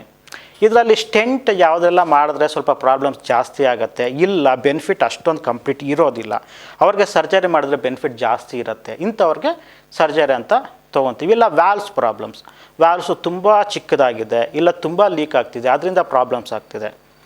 ಇಂಥವ್ರಿಗೆ ವಾಲ್ವ್ ಸರ್ಜರೀಸ್, ಈ ಥರ ಇದಕ್ಕೆ ಬೈಪಾಸ್ ಸರ್ಜರೀಸ್. ಬೈಪಾಸ್ ಅಂತ ಹೇಳಿದ್ರೆ ಏನು ಅಂತ ಹೇಳಿದ್ರೆ, ಈಗ ಬ್ಲಡ್ ವೆಸಲ್ಸ್ಗೆ ಬೈಪಾಸ್ ಆಪ್ರೇಷನ್ ಮಾಡೋದು. ಬ್ಲಡ್ ವೆಸಲ್ಸಲ್ಲಿ ಬ್ಲಾಕೇಜಸ್ ಆಗಿದೆ ಅಂತ ಹೇಳಿದ್ರೆ, starting part of the blood vessel block ಆಗಿದೆ, ಬೇರೆ ಬ್ಲಡ್ ವೆಸಲ್ ಎಲ್ಲ ಚೆನ್ನಾಗಿದೆ ಅಂತ ಹೇಳಿದ್ರೆ, ಆ ಬ್ಲಾಕ್ನ ಬಿಟ್ಟು ಬೇರೆ ಕಡೆಗೆ ಅಂದರೆ ಇನ್ನು ಮಿಕ್ಕಿರೋ ಬ್ಲಡ್ ವೆಸಲ್ಗೆ ಬೇರೆ ರೂಟಿಂದ ಬ್ಲಡ್ ಸಪ್ಲೈನ ಅಲ್ಲಿಗೆ ತೊಗೊಬರೋದು ಬೈಪಾಸ್ ಆಪ್ರೇಷನ್ ಅಂತ. ಈಗ ಹೇಗೆ ಅಂತ ಹೇಳಿದ್ರೆ, ಟ್ರಾಫಿಕ್ ಜಾಸ್ತಿ ಇದ್ದು ವೆಹಿಕಲ್ಸ್ ಮೂವ್ ಆಗ್ತಿಲ್ಲ ಅಂತ ಹೇಳಿದ್ರೆ ಬೈಪಾಸಲ್ಲಿ ಹೋದರೆ ಈಸಿಯಾಗಿ ಆ ಡೆಸ್ಟಿನೇಷನನ್ನು ರೀಚ್ ಆಗ್ಬೋದು. ಡೆಸ್ಟಿನೇಷನಲ್ಲಿ ಮಯೋಕಾರ್ಡಿಯಮ್ ಮಸಲ್ಸ್, ಹಾರ್ಟ್ ಮಸಲ್ಸ್ಗೆ ಬ್ಲಡ್ ಬೇಕು. ನಾರ್ಮಲ್ ರೂಟಲ್ಲಿ ಹೋದರೆ ತುಂಬ ಕಷ್ಟ ಆಗ್ತಿದೆ, ತುಂಬ ಟ್ರಾಫಿಕ್ಕು ಹೋಗೋಕ್ಕಾಗ್ತಿಲ್ಲ, ಅಷ್ಟು ಫಾಸ್ಟಾಗಿ ಹೋಗೋಕ್ಕಾಗ್ತಿಲ್ಲ. ಸೊ ಬೇರೆ ರೂಟಲ್ಲಿ ಹೋದರೆ ಫಾಸ್ಟಾಗಿ ಹೋಗ್ಬೋದು, ಹಾರ್ಟ್ಗೆ ಬೇಕಾಗಿರುವಂಥ ಬ್ಲಡ್ ಸಿಗುತ್ತೆ. ಅದು ಬೈಪಾಸ್ ಆಪ್ರೇಷನ್ ಅಂತ. ಸೊ ಬೈಪಾಸ್ ಆಪ್ರೇಷನ್ ಆಗಲಿ, ಹಾರ್ಟ್ ವಾಲ್ವ್ ರಿಪ್ಲೇಸ್ಮೆಂಟ್ ಆಗಲಿ, ಇಲ್ಲ ಹಾರ್ಟ್ ಹೋಲ್ಸ್ ಅಂತ ಹೇಳ್ತೀವಲ್ವ, AST ಕ್ಲೋಜರ್, VST ಕ್ಲೋಜರ್, ಇದು ಯಾವುದೇ ಥರದ್ದಿರಲಿ, ಎಲ್ಲ ಥರದ ಹಾರ್ಟ್ ಆಪ್ರೇಷನ್ಸು ಬೇರೆ ಬೇರೆ ಆಕ್ಸೆಸ್ ಅಂತ ಹೇಳ್ತೀವಿ. ಆಕ್ಸೆಸ್ ಹಾರ್ಟನ್ನ ನಾವು ನೋಡಬೇಕು, ಹಾರ್ಟು ಯಾವ ಕಡೆಯಿಂದ ನೋಡಿ ಆಪ್ರೇಷನ್ ಮಾಡಬೇಕು, ಅದ್ರ ಮೇಲೆ ಹಾರ್ಟ್ ಆಪ್ರೇಷನ್ ಟೈಪ್ಸು ಬೇರೆ ಬೇರೆ ಇರೋದು. ಬೈಪಾಸ್ ಆಪ್ರೇಷನ್ ಇರ್ಬೋದು, ವಾಲ್ವ್ ಆಪ್ರೇಷನ್ ಇರ್ಬೋದು, ಡಿಸೀಸ್ ಮೇಲೆ ಬೇರೆ ಬೇರೆ ಟೈಪ್ಸು. ಆಕ್ಸೆಸ್ ಏನು ಅಂತ ಹೇಳಿದ್ರೆ, ಯೂಶ್ವಲಾಗಿ ಮೆಜಾರಿಟಿ ಆಫ್ ದ ಆಪ್ರೇಷನ್ ಸೆಂಟರಿಂದ ಮಾಡುವಂಥದ್ದು. ಸೆಂಟರಲ್ಲೇ ಒಂದು ಬೋನ್ ಇರುತ್ತೆ, ಆ ಬೋನ್ನ ಕಟ್ ಮಾಡಿ ಓಪನ್ ಮಾಡಿ ಹಾರ್ಟ್ ಆಕ್ಸೆಸ್ ಮಾಡಿ ಅದರಲ್ಲಿ ಮಾಡುವಂಥ ಆಪ್ರೇಷನ್ಸು. ಹಾರ್ಟದ್ದು ಯಾವುದೇ ಥರದ ಆಪ್ರೇಷನ್ಸ್ ಆಗಲಿ ಇದ್ರ ಮುಖಾಂತರ ಮಾಡ್ಬೋದು. ಒಂದು ಸೆಂಟರಲ್ಲಿ ತುಂಬ ದೊಡ್ಡ ಇನ್ಸಿಷನ್ ಮಾಡ್ಬೋದು, ಚಿಕ್ಕ ಇನ್ಸಿಷನ್ ಮಾಡ್ಬೋದು. It depends on the surgeon and disease, ಯಾವ ಥರ ಡಿಸೀಸ್ ಇದೆ, ಹಾರ್ಟ್ ಸೈಜ್ ಎಷ್ಟು ದೊಡ್ಡದಿದೆ, ಅವರು ಎಷ್ಟು ದೊಡ್ಡದಿದ್ದಾರೆ ಪೇಷಂಟು, ಇದ್ರ ಮೇಲೆ ಡಿಪೆಂಡ್ ಆಗುತ್ತೆ. ಚಿಕ್ಕ ಬೇಬಿಯಿಂದ, ಆಗ್ತಾನೆ ಹುಟ್ಟಿರೋ ಮಗುವಿಂದ, ಯಾವುದೇ ಏಜ್ ಗ್ರೂಪ್ಗಾಗಲಿ ಈ ಥರ ಇಲ್ಲಿಂದ ಎಲ್ಲ ಥರದ ಆಪ್ರೇಷನ್ಸು ಮಾಡೋಕ್ಕೆ ಸಾಧ್ಯ ಇದೆ. ಲೆಫ್ಟ್ ಆಂಟಿಯರ್ ಥೊರಕಾಟಮಿ ಅಂತ ಹೇಳ್ತೀವಿ. ಇಲ್ಲೇನು ಅಂತ ಹೇಳಿದ್ರೆ ಬೋನ್ ಕಟ್ ಮಾಡೋದಿಲ್ಲ, ಈ ರಿಪ್ ಸ್ಪೇಸಸ್ ಒಳಗಡೆಯಿಂದ 2 ರಿಪ್ ಸ್ಪೇಸಸ್ ಇರುತ್ತೆ. ರಿಪ್ ಸ್ಪೇಸಸ್ ಮಧ್ಯೆಯಿಂದ ಆ ಜಾಗನ ಸ್ವಲ್ಪ ದೊಡ್ಡದು ಮಾಡಿಕೊಂಡು ಅಲ್ಲಿಂದನೇ ಹಾರ್ಟ್ ನೋಡಿ ಅಲ್ಲಿಂದ ಆಪ್ರೇಷನ್ ಮಾಡೋವಂಥದ್ದು. ಇಲ್ಲಿಂದ ಮಾಡ್ಬೋದು, ಇಲ್ಲಿಂದ ಮಾಡ್ಬೋದು, ಇಲ್ಲಿಂದ ಮಾಡ್ಬೋದು. ಅದಕ್ಕೆ ಬೇರೆ ಬೇರೆ ಟ್ರಾನ್ಸ್ ಆಕ್ಸಿಲರಿ ಅಪ್ರೋಚ್ ಅಂತ ಹೇಳ್ತೀವಿ, ರೈಟ್ ಆಂಟಿಯರ್ ಥೊರಕಾಟಮಿ ಅಂತ ಹೇಳ್ತೀವಿ, ಲೆಫ್ಟ್ ಆ್ಯಂಟಿಯರ್ ತೊರ್ಕಾಟಮಿ ಅಂತ ಹೇಳ್ತೀವಿ, ಇಲ್ಲ ಮಿನಿ ಸ್ಟೆರ್ನಾಟಮಿ, ಸ್ವಲ್ಪ ಫುಲ್ ಕಟ್ ಮಾಡ್ದಿರ ಆ ಬೋನ್ ಸ್ವಲ್ಪನೇ ಕಟ್ ಮಾಡಿ ಮಾಡುವಂಥದ್ದು. ಇನ್ನೂ ಸ್ವಲ್ಪ ಅಡ್ವಾನ್ಸ್ಡ್ ಏನು ಅಂತ ಹೇಳಿದ್ರೆ ರೋಬೋಟಿಕ್ ಕಾರ್ಡಿಯಾಕ್ ಸರ್ಜರಿ ಅಂತ ಹೇಳ್ತೀವಿ. ಹೇಗೆ ಅಂತ ಹೇಳಿದ್ರೆ ಇಲ್ಲಿ ಇನ್ಸಿಷನ್ಸ್ ಇರೋದಿಲ್ಲ, ಬರೀ ಆ ರೋಬೋಟಿಕ್ ಆರ್ಮ್ಸ್ ಹೋಗೋದಕ್ಕೆ ಚಿಕ್ಕ ಚಿಕ್ಕ ಇನ್ಸಿಷನ್ಸ್ ಮಾತ್ರ. ಒಂದು ಈಗ ಲ್ಯಾಪ್ರೋಸ್ಕೋಪಿ ಆಪ್ರೇಷನ್ ಯಾವ ಥರ ಮಾಡ್ತೀವಿ ಅದೇ ಥರ ಈಗ ಹಾರ್ಟ್ ಆಪ್ರೇಷನ್ಸು ರೋಬೋಟಿಕಲ್ಲಿ ಮಾಡೋ ಅಷ್ಟು ಎವಾಲ್ವ್ ಆಗಿದೆ. ಇವಾಗ ರೋಬೋಟಿಕಲ್ಲಿ ಎಲ್ಲನೂ ಮಾಡೋದಕ್ಕೆ ಅಂತ ಟ್ರೈ ಮಾಡ್ತಿದ್ದಾರೆ ಎಂಟೈರ್ ವರ್ಲ್ಡಲ್ಲಿ. ಸೊ ಇವಾಗ ನಾವು ಆ ಸ್ಟೇಜ್ ತನಕ ಹೋಗಿದ್ದೀವಿ. ಇನ್ನೊಂದು ಏನು ಹೇಳಬೇಕು ಅಂತ ಹೇಳಿದ್ರೆ, ನಾನು ನಿಮಗೆ ಇಂಡಿಯಾದಲ್ಲಿ ಫಸ್ಟ್ ಹಾರ್ಟ್ ಬೈಪಾಸ್ ಆಪ್ರೇಷನ್ ಮಾಡಿ ಇವಾಗೆ 50 ವರ್ಷ ಮುಗ್ದಿದೆ. ಸೊ ಇದು ಗುಡ್ ನ್ಯೂಸ್ ನಮಗೆ. ಯಾಕಂತ ಹೇಳಿದ್ರೆ ನಾವು ಅಷ್ಟೊಂದು ಎವಾಲ್ವ್ ಆಗಿದ್ದೀವಿ ಹಾರ್ಟ್ ಆಪ್ರೇಷನ್ಸ್ ಬಗ್ಗೆ, ಅಷ್ಟೆಲ್ಲ ನಮಗೆ ತಿಳಿದಿದೆ, ನಾವು ಅಷ್ಟು ಮುಂದುವರೆದು ಬಂದಿದ್ದೀವಿ. ಸೊ ಹಾಗಾಗಿ ಇದಕ್ಕೆ ಮುಂಚೆ ಎಲ್ಲ ಒಂದು 30 ವರ್ಷ ಮುಂಚೆ ಎಲ್ಲ ನಮಗೆ ಹಾರ್ಟ್ ಆಪ್ರೇಷನ್ ಬೇಕು ಅಂತ ಹೇಳಿದ್ರೆ ನಮಗೆ ಅಕ್ಕಪಕ್ಕ ಸಿಗ್ತಿರ್ಲಿಲ್ಲ. ಇನ್ಫ್ಯಾಕ್ಟ್ ಬೆಂಗಳೂರಲ್ಲೂ ಸಿಗ್ತಿರ್ಲಿಲ್ಲ, ನಾವು ಚೆನ್ನೈಗೆ ಹೋಗಬೇಕಿತ್ತು. ಇವಾಗ ಚೆನ್ನೈಗೆ ಹೋಗಬೇಕಿತ್ತು ಹಾರ್ಟ್ ಆಪ್ರೇಷನ್ಗೆ ಅಂತ ನಮ್ಗೆ ಯಾರಿಗೂ ಗೊತ್ತಿಲ್ಲ, ಯಾಕಂದರೆ ನಾವು ಅಷ್ಟು ಮುಂದೆ ಬಂದಿದ್ವಿ. ಇವಾಗ ಅಲ್ಲಿಂದ ಇವಾಗ ಚೆನ್ನೈಯಲ್ಲಿ ಇದು ಬೆಂಗಳೂರಲ್ಲಿ ಮಾತ್ರ ಹಾರ್ಟ್ ಆಪ್ರೇಷನ್ ಸಿಗ್ತಿತ್ತು, ಮತ್ತು ಮೈಸೂರಲ್ಲಿ ಸಿಕ್ತು, ಮತ್ತು ಬೇರೆ ಬೇರೆ ಜಾಗದಲ್ಲಿ ಸಿಕ್ತು. ಇವಾಗ ಅಲ್ಲೂ ಹೇಳ್ದಿರ ಈಗ ದಾವಣಗೆರೆ ಇದೆ, ಶಿವಮೊಗ್ಗ ಇದೆ, ಹಾಸನ ಇದೆ, ನಿಮ್ಮ ಹಾಸನದಲ್ಲೂ ಈಗ ಹಾರ್ಟ್ ಆಪ್ರೇಷನ್ ವ್ಯವಸ್ಥೆ ಬರ್ತಾ ಇದೆ. ಹೀಗೆ ನಾವು ಎವಾಲ್ವ್ ಆಗ್ತಿದ್ದೀವಿ. ಹೋಗ್ತಾ ಟೆಕ್ನಾಲಜಿ ಅನ್ನೋದು ಇಂಪ್ರೂವ್ ಆಗ್ತಿದೆ, ನಮ್ಗೆ ಅದ್ರ ಬಗ್ಗೆ ಅದು ನಾಲೆಡ್ಜ್ ಅನ್ನೋದು ಜಾಸ್ತಿ ಬರ್ತಾ ಇದೆ. ಸೊ ಅದರಿಂದ ಇದು ಎಕ್ಸ್ಪೆನ್ಷನ್ ಅನ್ನೋದು ಜಾಸ್ತಿ ಆಗ್ತಿದೆ, ತುಂಬ ರೂರಲ್ ಪಾಪ್ಯುಲೇಷನ್ಗೂ ಇದು ಸೇವೆಗಳು ಬರ್ತಾ ಇದೆ. ಸೊ ಹಾಗಾದ್ರೆ ಈ ಕಾಂಪ್ಲಿಕೇಟೆಡ್ ಸರ್ಜರಿನ ಮಾಡಿಸ್ಕೊಳ್ಳೋದಕ್ಕೆ ಈ ಸೌಲಭ್ಯಗಳು ಎಲ್ಲಿ ಸಿಗುತ್ತೆ ಅಂತ ಹೇಳ್ತೀರಾ? ಎಲ್ಲಿ ಮಾಡಿಸ್ಕೋಬಹುದು? ಇದು ಹೇಗೆ ಅಂತ ಹೇಳಿದ್ರೆ ಇದು ಟೀಮ್ ವರ್ಕ್. ಹಾರ್ಟ್ ಆಪ್ರೇಷನ್ ಅನ್ನೋದು ಎಲ್ಲನೂ ಟೀಮ್ ವರ್ಕ್ ಇರುತ್ತೆ. But when it comes to heart surgery ಇದು ಟೀಮ್ ವರ್ಕ್, ಒಬ್ಬರು ಮಾಡುವಂಥದ್ದಲ್ಲ. ಇದು ಹಾರ್ಟ್ ಸರ್ಜನ್ ಎಷ್ಟು ಇಂಪಾರ್ಟೆಂಟು ಅಷ್ಟೇ ಇಂಪಾರ್ಟೆಂಟು ಎಲ್ಲ ಟೀಮ್ ಮೆಂಬರ್ಸು ಇರ್ತಾರೆ. ಕಾರ್ಡಿಯಾಕ್ ಅನಸ್ಥೆಟಿಸ್ಟ್ ಅಂತ ಹೇಳ್ತೀವಿ, ಪರ್ಫ್ಯೂಷನಿಸ್ಟ್ ಅಂತ ಹೇಳ್ತೀವಿ, ಸ್ಕ್ರಬ್ ನರ್ಸ್ ಇರ್ಬೋದು, ಇಲ್ಲ ನಮ್ಗೆ ಅಸಿಸ್ಟ್ ಮಾಡೋರು ಇರ್ಬೋದು, ಜೂನಿಯರ್ ಸರ್ಜನ್ ಇರ್ಬೋದು, ಅದಾದಮೇಲೆ ICU ಅಲ್ಲಿ ನೋಡ್ಕೊಳ್ಳೋಂಥ ನರ್ಸಸ್ ಇರ್ಬೋದು. ಎಲ್ಲರೂ ಅಷ್ಟೇ ಹಾರ್ಟ್ ಆಪ್ರೇಷನ್ ಆಗಿರೋ ಪೇಷಂಟ್ಗೆ ಯಾವ ಥರ ಮಾಡಬೇಕು, ಅವ್ರನ್ನ ಯಾವ ಥರ ನೋಡ್ಕೋಬೇಕು, ಇದು ಸಪ್ರೇಟ್ ನಾಲೆಡ್ಜ್, ಇದು ಸಪ್ರೇಟ್ ಟ್ರೈನಿಂಗ್ ಇರುತ್ತೆ. ಇದು ಎಲ್ಲ ಕಡೆ ಎಲ್ಲರೂ ಮಾಡೋಕ್ಕೆ ಆಗುವಂಥದ್ದಲ್ಲ ಇದು. ಸೊ ಇಂಥ ಜನರು ಎಲ್ಲ ಕಡೆ ಸಿಗಬೇಕು ನಮಗೆ. First availability of man power. ಇದಕ್ಕೆ ಮುಂಚೆ ಹೇಗೆ ಅಂತ ಹೇಳಿದ್ರೆ ತುಂಬ ದೊಡ್ಡ ಪ್ಲೇಸಸ್ಸಲ್ಲಿ ಕಾರ್ಪೊರೇಟ್ ಹಾಸ್ಪಿಟಲ್ಸಲ್ಲಿ ಮಾತ್ರ ಇರ್ತಿದ್ರು, ತುಂಬ ದೊಡ್ಡ ಹಾರ್ಟ್ ರಿಲೇಟೆಡ್ ಹಾಸ್ಪಿಟಲ್ಸಲ್ಲಿ ಮಾತ್ರ ಇರ್ತಿದ್ರು. ಅದಾದಮೇಲೆ ಮತ್ತೆ ಇದು ಟ್ರೈನ್ಡ್ ಆಗಿರೋ ಪೀಪಲ್ ಸ್ವಲ್ಪ ಜಾಸ್ತಿ ಆದರು. ಸೊ ಅವರು ಅಲ್ಲಿಂದ ಮತ್ತೆ ಬೇರೆ ಕಡೆ ಹೋಗಿ ಫೆಸಿಲಿಟೀಸು ಸ್ಪ್ರೆಡ್ ಆಗ್ತಿದೆ. ಅದ್ರ ಜೊತೆಗೆ ಹಾಸ್ಪಿಟಲಿಂದ ಹಾರ್ಟ್ ಆಪ್ರೇಷನ್ ಮಾಡ್ಕೊಳ್ಬೇಕು ಅಂದರೆ OT ಯಾವ ಥರ ಇರಬೇಕು, ICU ಯಾವ ಥರ ಇರಬೇಕು, ಅದಕ್ಕೆ ಸಪ್ರೇಟ್ ಅರೇಂಜ್ಮೆಂಟ್ಸ್ ಯಾವ ಥರ ಇರಬೇಕು, ಇದೆಲ್ಲ ಇರಬೇಕಾಗತ್ತೆ. ಸೊ ಇದು ಎಲ್ಲೆಲ್ಲಿದೆ ಅಲ್ಲೆಲ್ಲ ಆಪ್ರೇಷನ್ ಅನ್ನೋದು, ಹಾರ್ಟ್ ಆಪ್ರೇಷನ್ ಅನ್ನೋದು ಸೇಫಾಗಿ ಮಾಡ್ಕೋಬೋದು. ಇದಕ್ಕೆ ಬೇರೆ ಡಿಪಾರ್ಟ್ಮೆಂಟ್ ಸಪೋರ್ಟು ಬೇಕಾಗ್ಬೋದು. ನೆಫ್ರಾಲಜಿ ಡಿಪಾರ್ಟ್ಮೆಂಟ್ ಅಂದರೆ ಕಿಡ್ನಿದು, neurology department, infection control department, physician, ಇವರೆಲ್ಲ ಬೇಕಾಗತ್ತೆ. ಸೊ ಇವರೆಲ್ಲ ಇತ್ತು ಅಂತ ಹೇಳಿದ್ರೆ ಇನ್ನೂ ಒಳ್ಳೆಯದು. ಈ ಥರ ಪ್ಲಸ್ ಎಲ್ಲ ಹಾರ್ಟ್ ಆಪ್ರೇಷನ್ಸು ಎಲ್ಲ ಕಡೆನೂ ಮಾಡೋಕ್ಕಾಗೋದಿಲ್ಲ. ಕೆಲವು ಮಾಡ್ಬೋದು, ಕೆಲವು ಸಪೋಸ್ ಹಾರ್ಟ್ ಟ್ರಾನ್ಸ್ಪ್ಲಾಂಟ್, ಹಾರ್ಟ್ ಕಸಿ ಆಪ್ರೇಷನ್ ಅಂತ ಹೇಳ್ತೀವಿ. ನಮ್ಮ ಹಾರ್ಟ್ ತೆಗೆದು ಬೇರೆಯವ್ರ ಹಾರ್ಟ್ ನಮಗೆ ಟ್ರಾನ್ಸ್ಪ್ಲಾಂಟ್ ಮಾಡುವಂಥದ್ದು, ಇಲ್ಲ ಲಂಗ್ಸು ಟ್ರಾನ್ಸ್ಪ್ಲಾಂಟ್ ಮಾಡುವಂಥದ್ದು. ಇದಕ್ಕೆ ನಮಗೆ ವಿಸಿನಿಟಿ ಇರಬೇಕು, ಆ ಜಾಗದಲ್ಲಿ ಸಿಗಬೇಕು. ಸೊ ಇದಕ್ಕೆಲ್ಲ ತುಂಬ ಡಿಫರ್ ಆಗುತ್ತೆ. ಬಟ್ ಕಾಮನ್ ಆಪ್ರೇಷನ್ಸ್ ಏನಿದೆ ಅದು that is reaching to the rural population. That is a good news because we have come to 50 years of cardiac bypass surgery in India. So after cardiac surgery ಜೀವನ ಹೇಗಿರುತ್ತೆ, life style ಹೇಗೆ ಬದಲಾವಣೆಗಳಾಗಿರುತ್ತೆ? So correct, ಇದು ತುಂಬ important question. ಯಾಕಂತ ಹೇಳಿದ್ರೆ heart operation ಬಗ್ಗೆ ಜನರಿಗೆ ಭಯ ಅನ್ನೋದು ತುಂಬ ಜಾಸ್ತಿ ಇದೆ. ಅದು ಯಾಕಿದೆ ಅಂತ ಹೇಳಿದ್ರೆ ಹಾಗೆ ಬಂದ್ಬಿಟ್ಟಿಲ್ಲ. ಯಾಕಂತ ಹೇಳಿದ್ರೆ ಜನರು ಆ ಕಾಲದವರೆಲ್ಲ ನೋಡಿದ್ದಾರೆ. ಒಂದ್ಸರಿ ಹಾರ್ಟ್ ಆಪ್ರೇಷನ್ ಆದರೆ ಜನರು ಯಾವ ಥರ ಇರ್ತಾರೆ, ಯಾವ ಥರ ನರಳಿರ್ತಾರೆ, ಇದೆಲ್ಲ. ಇದಕ್ಕೆ 2 ಕಾರಣ. ಒಂದೇನು ಅಂತ ಹೇಳಿದ್ರೆ ಈ ಹಾರ್ಟ್ ಡಿಸೀಸಸ್ಸು ಸೂಕ್ತ ಸಮಯದಲ್ಲಿ ಡಯಾಗ್ನೋಸ್ ಆಗ್ತಿರ್ಲಿಲ್ಲ. ಆವಾಗ ತುಂಬ ಲೇಟ್ ಸ್ಟೇಜಲ್ಲಿ ಹಾರ್ಟ್ ತುಂಬ ದೊಡ್ಡದಾಗ್ಬಿಟ್ಟಿದೆ, ಇನ್ನೇನು ಮಾಡೋಕ್ಕಾಗ್ತಿಲ್ಲ. ಯಾಕಂದರೆ ಹಾರ್ಟ್ ಆಪ್ರೇಷನ್ ಮಾಡೋಕ್ಕೂ ಅಷ್ಟೊಂದು ವ್ಯವಸ್ಥೆ ಇರಲಿಲ್ಲ ಆವಾಗ. ಪ್ಲಸ್ ಅಷ್ಟು ಬೇಗನೆ ಡಯಾಗ್ನೋಸು ಆಗ್ತಿರ್ಲಿಲ್ಲ, ಮಾಡೋಕ್ಕೆ ರೆಡಿನೂ ಇರಲಿಲ್ಲ. ಸೊ ತುಂಬ ಹೈ ರಿಸ್ಕ್ ಪೇಷಂಟ್ಸು ಅವರಲ್ಲಿ ಮಾತ್ರ ಮಾಡಿಸಿದ ಪೇಷಂಟ್ಸು ತುಂಬ ನರಳ್ತಿದ್ರು. ಯಾಕೆಂತ ಹೇಳಿದ್ರೆ ಆಲ್ರೆಡಿ ಅವರು ಆ ಎಂಡ್ ಸ್ಟೇಜಿಗೆ ಬಂದುಬಿಟ್ಟಿದ್ರು. ಹಾರ್ಟ್ ಆಪ್ರೇಷನ್ ಮಾಡಿದಾದ್ಮೇಲೆ ಇನ್ನೂ ಸ್ವಲ್ಪ ವರ್ಸನ್ ಆದರು. ಅರ್ಥ ಆಯ್ತಲ್ವಾ? ಸೊ ಇವಾಗ ಹೇಗೆ ಅಂತ ಹೇಳಿದ್ರೆ ಡಿಸೀಸಸ್ಸು ಸ್ವಲ್ಪ ಮುಂಚೆನೇ ಡಯಾಗ್ನೋಸ್ ಆಗ್ತಿದೆ. ಪ್ಲಸ್ ಅದಕ್ಕೆ ಟ್ರೀಟ್ಮೆಂಟ್ಸು ಸ್ವಲ್ಪ ಅಡ್ವಾನ್ಸ್ಡ್ ಇದೆ. ಹಾರ್ಟ್ ಸರ್ಜರಿ ಯಾವ ಥರ ಮಾಡಬೇಕು, ಅವ್ರು ಫಾಸ್ಟಾಗಿ ರಿಕವರಿ ಮಾಡಿಸ್ಬೇಕಂದ್ರೆ ಯಾವ ಥರ ಮಾಡಬೇಕಾಗುತ್ತೆ. ಇದಕ್ಕೆ ಮುಂಚೆ ಒಂದು ಸರಿ ಹಾರ್ಟ್ ಆಪ್ರೇಷನ್ ಆಯಿತು ಅಂತ ಹೇಳಿದ್ರೆ 2 ದಿವಸ ಪೇಷಂಟ್ ವೆಂಟಿಲೇಟ್ರಲ್ಲಿ. ಇವಾಗ ನಾವು 2 ಗಂಟೆ ವೆಂಟಿಲೇಟ್ರಲ್ಲಿ ಇರ್ತೀವಿ.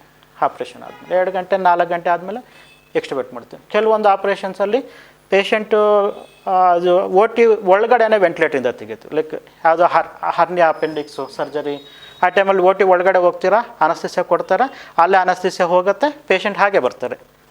ಆ ಥರ ಆ ಸ್ಟೇಜಿಗೆ ಹೋಗಿದ್ದೀವಿ ಈಗ ಹಾರ್ಟ್ ಆಪ್ರೇಷನಲ್ಲಿ. ಸೊ ಅಡ್ವಾನ್ಸ್ಮೆಂಟ್ಸು ಜಾಸ್ತಿ ಇದೆ. ಹೀಗಾಗಿ post cardiac surgery quality of life ಅನ್ನೋದು ತುಂಬ ಇಂಪಾರ್ಟೆಂಟ್ ಇದೆ. ಇನ್ಫ್ಯಾಕ್ಟ್ ತುಂಬ ಚೆನ್ನಾಗಿದೆ. ಇನ್ಫ್ಯಾಕ್ಟ್ ಏಕೆ ಅಂತ ಹೇಳಿದ್ರೆ ಕ್ವಾಲಿಟಿ ಆಫ್ ಲೈಫ್ ತುಂಬ ಚೆನ್ನಾಗಿ ಮಾಡಬೇಕು ಅನ್ನೋದೇ ಉದ್ದೇಶ ಹಾರ್ಟ್ ಆಪ್ರೇಷನ್ದು. ಇವಾಗ ಅದು ಮಾಡಲಿಲ್ಲ ಅಂತ ಹೇಳೋದು ತುಂಬ ತೊಂದರೆ ಆಗುತ್ತೆ. ಅವ್ರಿಗೆ ಚೆನ್ನಾಗಿರಬೇಕು, ಚೆನ್ನಾಗಿ ದುಡಿಯೋವ್ರ ಥರನೇ ಇರಬೇಕು. ದುಡಿದು ಅವರು ಒಳ್ಳೆಯವರಾಗಿಂದ ಇದು ಚೆನ್ನಾಗಿ ದುಡಿದು ಅವ್ರು ಫಿಸಿಕಲಿ ಫಿಟ್ಟಾಗಿರಬೇಕು, ಇರೋ ಅಷ್ಟು ದಿವಸ ತುಂಬ ಚೆನ್ನಾಗಿರಬೇಕು, ಕ್ವಾಲಿಟಿ ಆಫ್ ಲೈಫ್ ತುಂಬ ಚೆನ್ನಾಗಿರಬೇಕು ಅನ್ನೋ ಉದ್ದೇಶದಲ್ಲೇ ಮಾಡೋದು. ಹಾರ್ಟ್ ಆಪ್ರೇಷನ್ ಆದಮೇಲೆ quality of life is very good. In fact operation ಮುಂಚೆಗಿಂತ ಆಪ್ರೇಷನ್ ಆದಮೇಲೆ ಅವರು ತುಂಬ ಚೆನ್ನಾಗಿರ್ತಾರೆ. ಸೊ ಇದು ತುಂಬ ಮಿಸ್ನಾಮರ್, ಇದು ಹಾರ್ಟ್ ಆಪ್ರೇಷನ್ ಆದಮೇಲೆ ಪ್ರಾಬ್ಲಮ್ ಆಗುತ್ತೆ ಅಂತ. ಇನ್ಫ್ಯಾಕ್ಟ್ ಆಪ್ರೇಷನ್ ಆದಮೇಲೆ ಅವ್ರು ಮುಂಚೆಗಿಂತ ಚೆನ್ನಾಗಿರ್ತಾರೆ. ಸೊ ಇದು 99% ಆಫ್ ದ ಪೀಪಲ್. ಯಾವಾಗಲೂ ಸ್ವಲ್ಪ 0.5% 1% ರಿಸ್ಕ್ಸ್ ಅನ್ನೋದಿರುತ್ತೆ. Because we are not god ಅಲ್ವಾ. ಸೊ ಅವರು ಹಾಗೇ ಇದ್ದರೂ ಮೇ ಬಿ ಆ ಪ್ರಾಬ್ಲಮ್ ಆಗ್ತಿತ್ತು. ಇವಾಗ ಥ್ರೂ ಆಪ್ರೇಷನ್ ಆಗಿರ್ಬೋದು, ಇಲ್ಲ ಬಿಕಾಸ್ ಆಫ್ ಆಪ್ರೇಷನ್ ಆಗಿರ್ಬೋದು, ಏನೇ ಆಗಿರ್ಬೋದು, we have not come to that 100%. In fact ಆ ಥರ ಯಾವುದ್ರಲ್ಲೂ ಬಂದೇ ಇಲ್ಲ. ಲೈಕ್ ವಿತೌಟ್ ಸರ್ಜರಿ ಆಲ್ಸೋ ನೀವೀಗ ಇದ್ದೀರಾ, like what will happen to you tomorrow otherwise also without surgery also nobody can tell. So ಆ ಥರ ಇದೆ. So that is very very minute part. But ಹಾಗೆ ಬಿಟ್ಟರೆ maybe say some 50% of those people ಅಲ್ಲ, 100ರಲ್ಲಿ ಅಂಥವ್ರು ಒಂದು 50 ಜನ ಇಲ್ಲ 70 ಜನ ತುಂಬ ಪ್ರಾಬ್ಲಮ್ ಆಗ್ತಿದ್ರು. ಇವಾಗ ಎಲ್ಲರೂ ಆಪ್ರೇಷನ್ ಮಾಡಿಸ್ಕೊಂಡ್ರು, ಎಲ್ಲರೂ ಚೆನ್ನಾಗಿದ್ದಾರೆ. 100ರಲ್ಲಿ ಇಲ್ಲ 200ರಲ್ಲಿ ಇಲ್ಲ 300ರಲ್ಲಿ ಒಬ್ಬರಿಗೇನೋ ಸ್ವಲ್ಪ ಪ್ರಾಬ್ಲಮ್ ಆಗಿದೆ. So that's very good achievement we have come to. ಮಾತುಕತೆ ಮುಂದುವರಿಸೋಣ ವೀಕ್ಷಕರೇ, ಒಂದು ಪುಟ ವಿರಾಮದ ನಂತರ. ಹಾಸನದ ಪ್ರತಿಷ್ಠಿತ ಆಸ್ಪತ್ರೆಗಳಲ್ಲಿ ಒಂದಾಗಿದೆ ಮಂಗಳ ಆಸ್ಪತ್ರೆ. ಕರ್ನಾಟಕ ರಾಜ್ಯದಲ್ಲಿ 15ನೇ ಸ್ಥಾನ ಪಡೆದು ಹಾಸನದ ಹಿರಿಮೆಯನ್ನು ಹೆಚ್ಚಿಸಿದ ಮಂಗಳ ಆಸ್ಪತ್ರೆಯ ವ್ಯವಸ್ಥಾಪಕರಾದ ಡಾಕ್ಟರ್ ಅಶೋಕ್ ಗೌಡರ ಸಾರಥ್ಯದಲ್ಲಿ ಇದೀಗ ಮಲ್ಟಿ ಸ್ಪೆಷಾಲಿಟಿ ಆಸ್ಪತ್ರೆಯಾಗಿ ಕಾರ್ಯನಿರ್ವಹಿಸುತ್ತಿದ್ದು ಹಾಸನ ಜಿಲ್ಲೆಯ ಏಕೈಕ NABH ಆಸ್ಪತ್ರೆಯಾಗಿದೆ. Doctor Nandan Ashok surgical gastroenterologist ಮತ್ತು ಹಿಪಿಟೋಬಿಲಿಯರಿ ಸರ್ಜನ್ ಇವರ ಸಾರಥ್ಯದಲ್ಲಿ ಗ್ಯಾಸ್ಟ್ರೋಎಂಟರಾಲಜಿ ಲ್ಯಾಪ್ರೋಸ್ಕೋಪಿಕ್ ಶಸ್ತ್ರಚಿಕಿತ್ಸಾ ಸೌಲಭ್ಯ ಪ್ರಾರಂಭವಾಗಿದೆ. ಇವರು AZ ಸೆಂಟ್ ಜಾನ್ ಆಸ್ಪತ್ರೆ, ಬೆಲ್ಜಿಯಂ ದೇಶ, ಯುರೋಪ್ನಿಂದ ಬೇರಿಯಾಟ್ರಿಕ್ ಸರ್ಜರಿ ಫೆಲೋಶಿಪ್ನಲ್ಲಿ ತರಬೇತಿ ಪಡೆದು ಒಬೆಸಿಟಿ ಮತ್ತು ಮೆಟಬಾಲಿಕ್ ಸರ್ಜರಿ ಕ್ಲಿನಿಕ್ ಅನ್ನು ಪ್ರಾರಂಭಿಸಿದ್ದಾರೆ. ಪಿತ್ತಕೋಶದ ಕಲ್ಲು, ಪಿತ್ತನಾಳದ ಕಲ್ಲು, ಫ್ಯಾಂಕ್ರಿಯಾಸ್ ನಾಳದ ಕಲ್ಲು, ಹರ್ನಿಯಾ, ಅಪೆಂಡಿಟೈಟಿಸ್, ಅತಿಯಾದ ತೂಕದ ತೊಂದರೆ, ಅನ್ನನಾಳದ ಕ್ಯಾನ್ಸರ್, ಜಠರದ ಕ್ಯಾನ್ಸರ್, ಕರುಳಿನ cancer, liver cancer, pancreas cancer, ಎಲ್ಲಾ ತರಹದ ಲಿವರ್ ಮತ್ತು ಫ್ಯಾಂಕ್ರಿಯಾಸ್ ಕಾಯಿಲೆಗೆ ಲ್ಯಾಪ್ರೋಸ್ಕೋಪಿಕ್ ಶಸ್ತ್ರಚಿಕಿತ್ಸೆ ನೀಡುವರು. Doctor Srinivas GC cardiovascular thoracic surgeon. ಇವರು ಹೃದಯ ರೋಗಕ್ಕೆ ಸಂಬಂಧಪಟ್ಟ ಎಲ್ಲಾ ರೀತಿಯ ಕಾಯಿಲೆಗಳಿಗೆ ಸೂಕ್ತ ಚಿಕಿತ್ಸೆ ನೀಡುತ್ತಾರೆ. ಇವರು ಮಂಗಳ ಆಸ್ಪತ್ರೆಯಲ್ಲಿ ದಿನದ 24 ಗಂಟೆ ಸೇವೆಯಲ್ಲಿ ಲಭ್ಯರಿರುತ್ತಾರೆ. ನಮ್ಮಲ್ಲಿ ನರರೋಗ, ಮೆದುಳು ಹಾಗೂ ಬೆನ್ನು ಮೂಳೆ ಶಸ್ತ್ರಚಿಕಿತ್ಸಕರಾದ ಡಾಕ್ಟರ್ ವೀರೇಂದ್ರ GD ಇವರು ಬೆನ್ನು ಮೂಳೆ, ಮೆದುಳಿನ ಕ್ಯಾನ್ಸರ್ ಗೆಡ್ಡೆ, ಮೆದುಳಿನಲ್ಲಿ ರಕ್ತ ಹೆಪ್ಪುಗಟ್ಟುವಿಕೆ, ಪಾರ್ಶ್ವವಾಯು, ಕುತ್ತಿಗೆ ಮತ್ತು ಸೊಂಟ ನೋವು, ಡಿಸ್ಕ್ ಆಪರೇಷನ್ ಇನ್ನೂ ಮುಂತಾದ ನರರೋಗಗಳಿಗೆ ಸಂಬಂಧಪಟ್ಟಂತಹ ಸಮಸ್ಯೆಗಳಿಗೆ ಅತ್ಯಾಧುನಿಕ ತಂತ್ರಜ್ಞಾನದ ಮೈಕ್ರೋಸ್ಕೋಪಿಕ್ ಶಸ್ತ್ರಚಿಕಿತ್ಸೆಯ ಮೂಲಕ ಚಿಕಿತ್ಸೆ ನೀಡುವರು. Doctor Hitesh MR gastro enterologist ಹಾಗೂ ಆಧುನಿಕ ಎಂಡೋ ಸರ್ಜರಿ ತಜ್ಞರು. ಇವರು ಗ್ಯಾಸ್ಟ್ರಿಕ್ ಸಂಬಂಧಿತ ಎಲ್ಲಾ ಕಾಯಿಲೆಗಳಿಗೆ ಸೂಕ್ತ ಚಿಕಿತ್ಸೆ ನೀಡುತ್ತಾರೆ.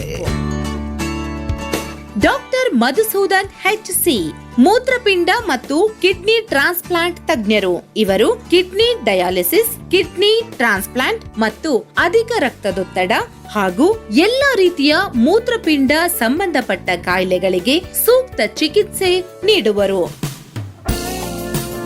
ಡಾಕ್ಟರ್ ಯತೀಶ್ ಶ್ರೀನಿವಾಸ್, ಮೂತ್ರಪಿಂಡ, ಉರಿಮೂತ್ರ, ಪ್ರಾಸ್ಟೇಟ್ ಮತ್ತು ಕಿಡ್ನಿ ಟ್ರಾನ್ಸ್ಪ್ಲಾಂಟ್ ತಜ್ಞರು ಮತ್ತು ಲೈಂಗಿಕ ಸಮಸ್ಯೆಗಳಿಗೂ ಸೂಕ್ತ ಚಿಕಿತ್ಸೆ ನೀಡುವರು. ಹಾಸನದಲ್ಲಿ ಪ್ರಪ್ರಥಮ ಬಾರಿಗೆ ಮಂಗಳ ಹಾರ್ಟ್ ಸೆಂಟರ್ ಪ್ರಾರಂಭಿಸಿದೆ.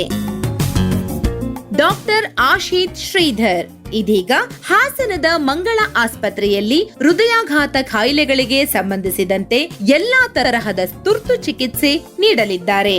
Cath lab, cardiac, ICU, echo, angioplasty, ECG, TMT, Holter monitoring, pacemaker, implantation, 24 hours emergency service ಸೌಲಭ್ಯಗಳು ದೊರೆಯುತ್ತವೆ.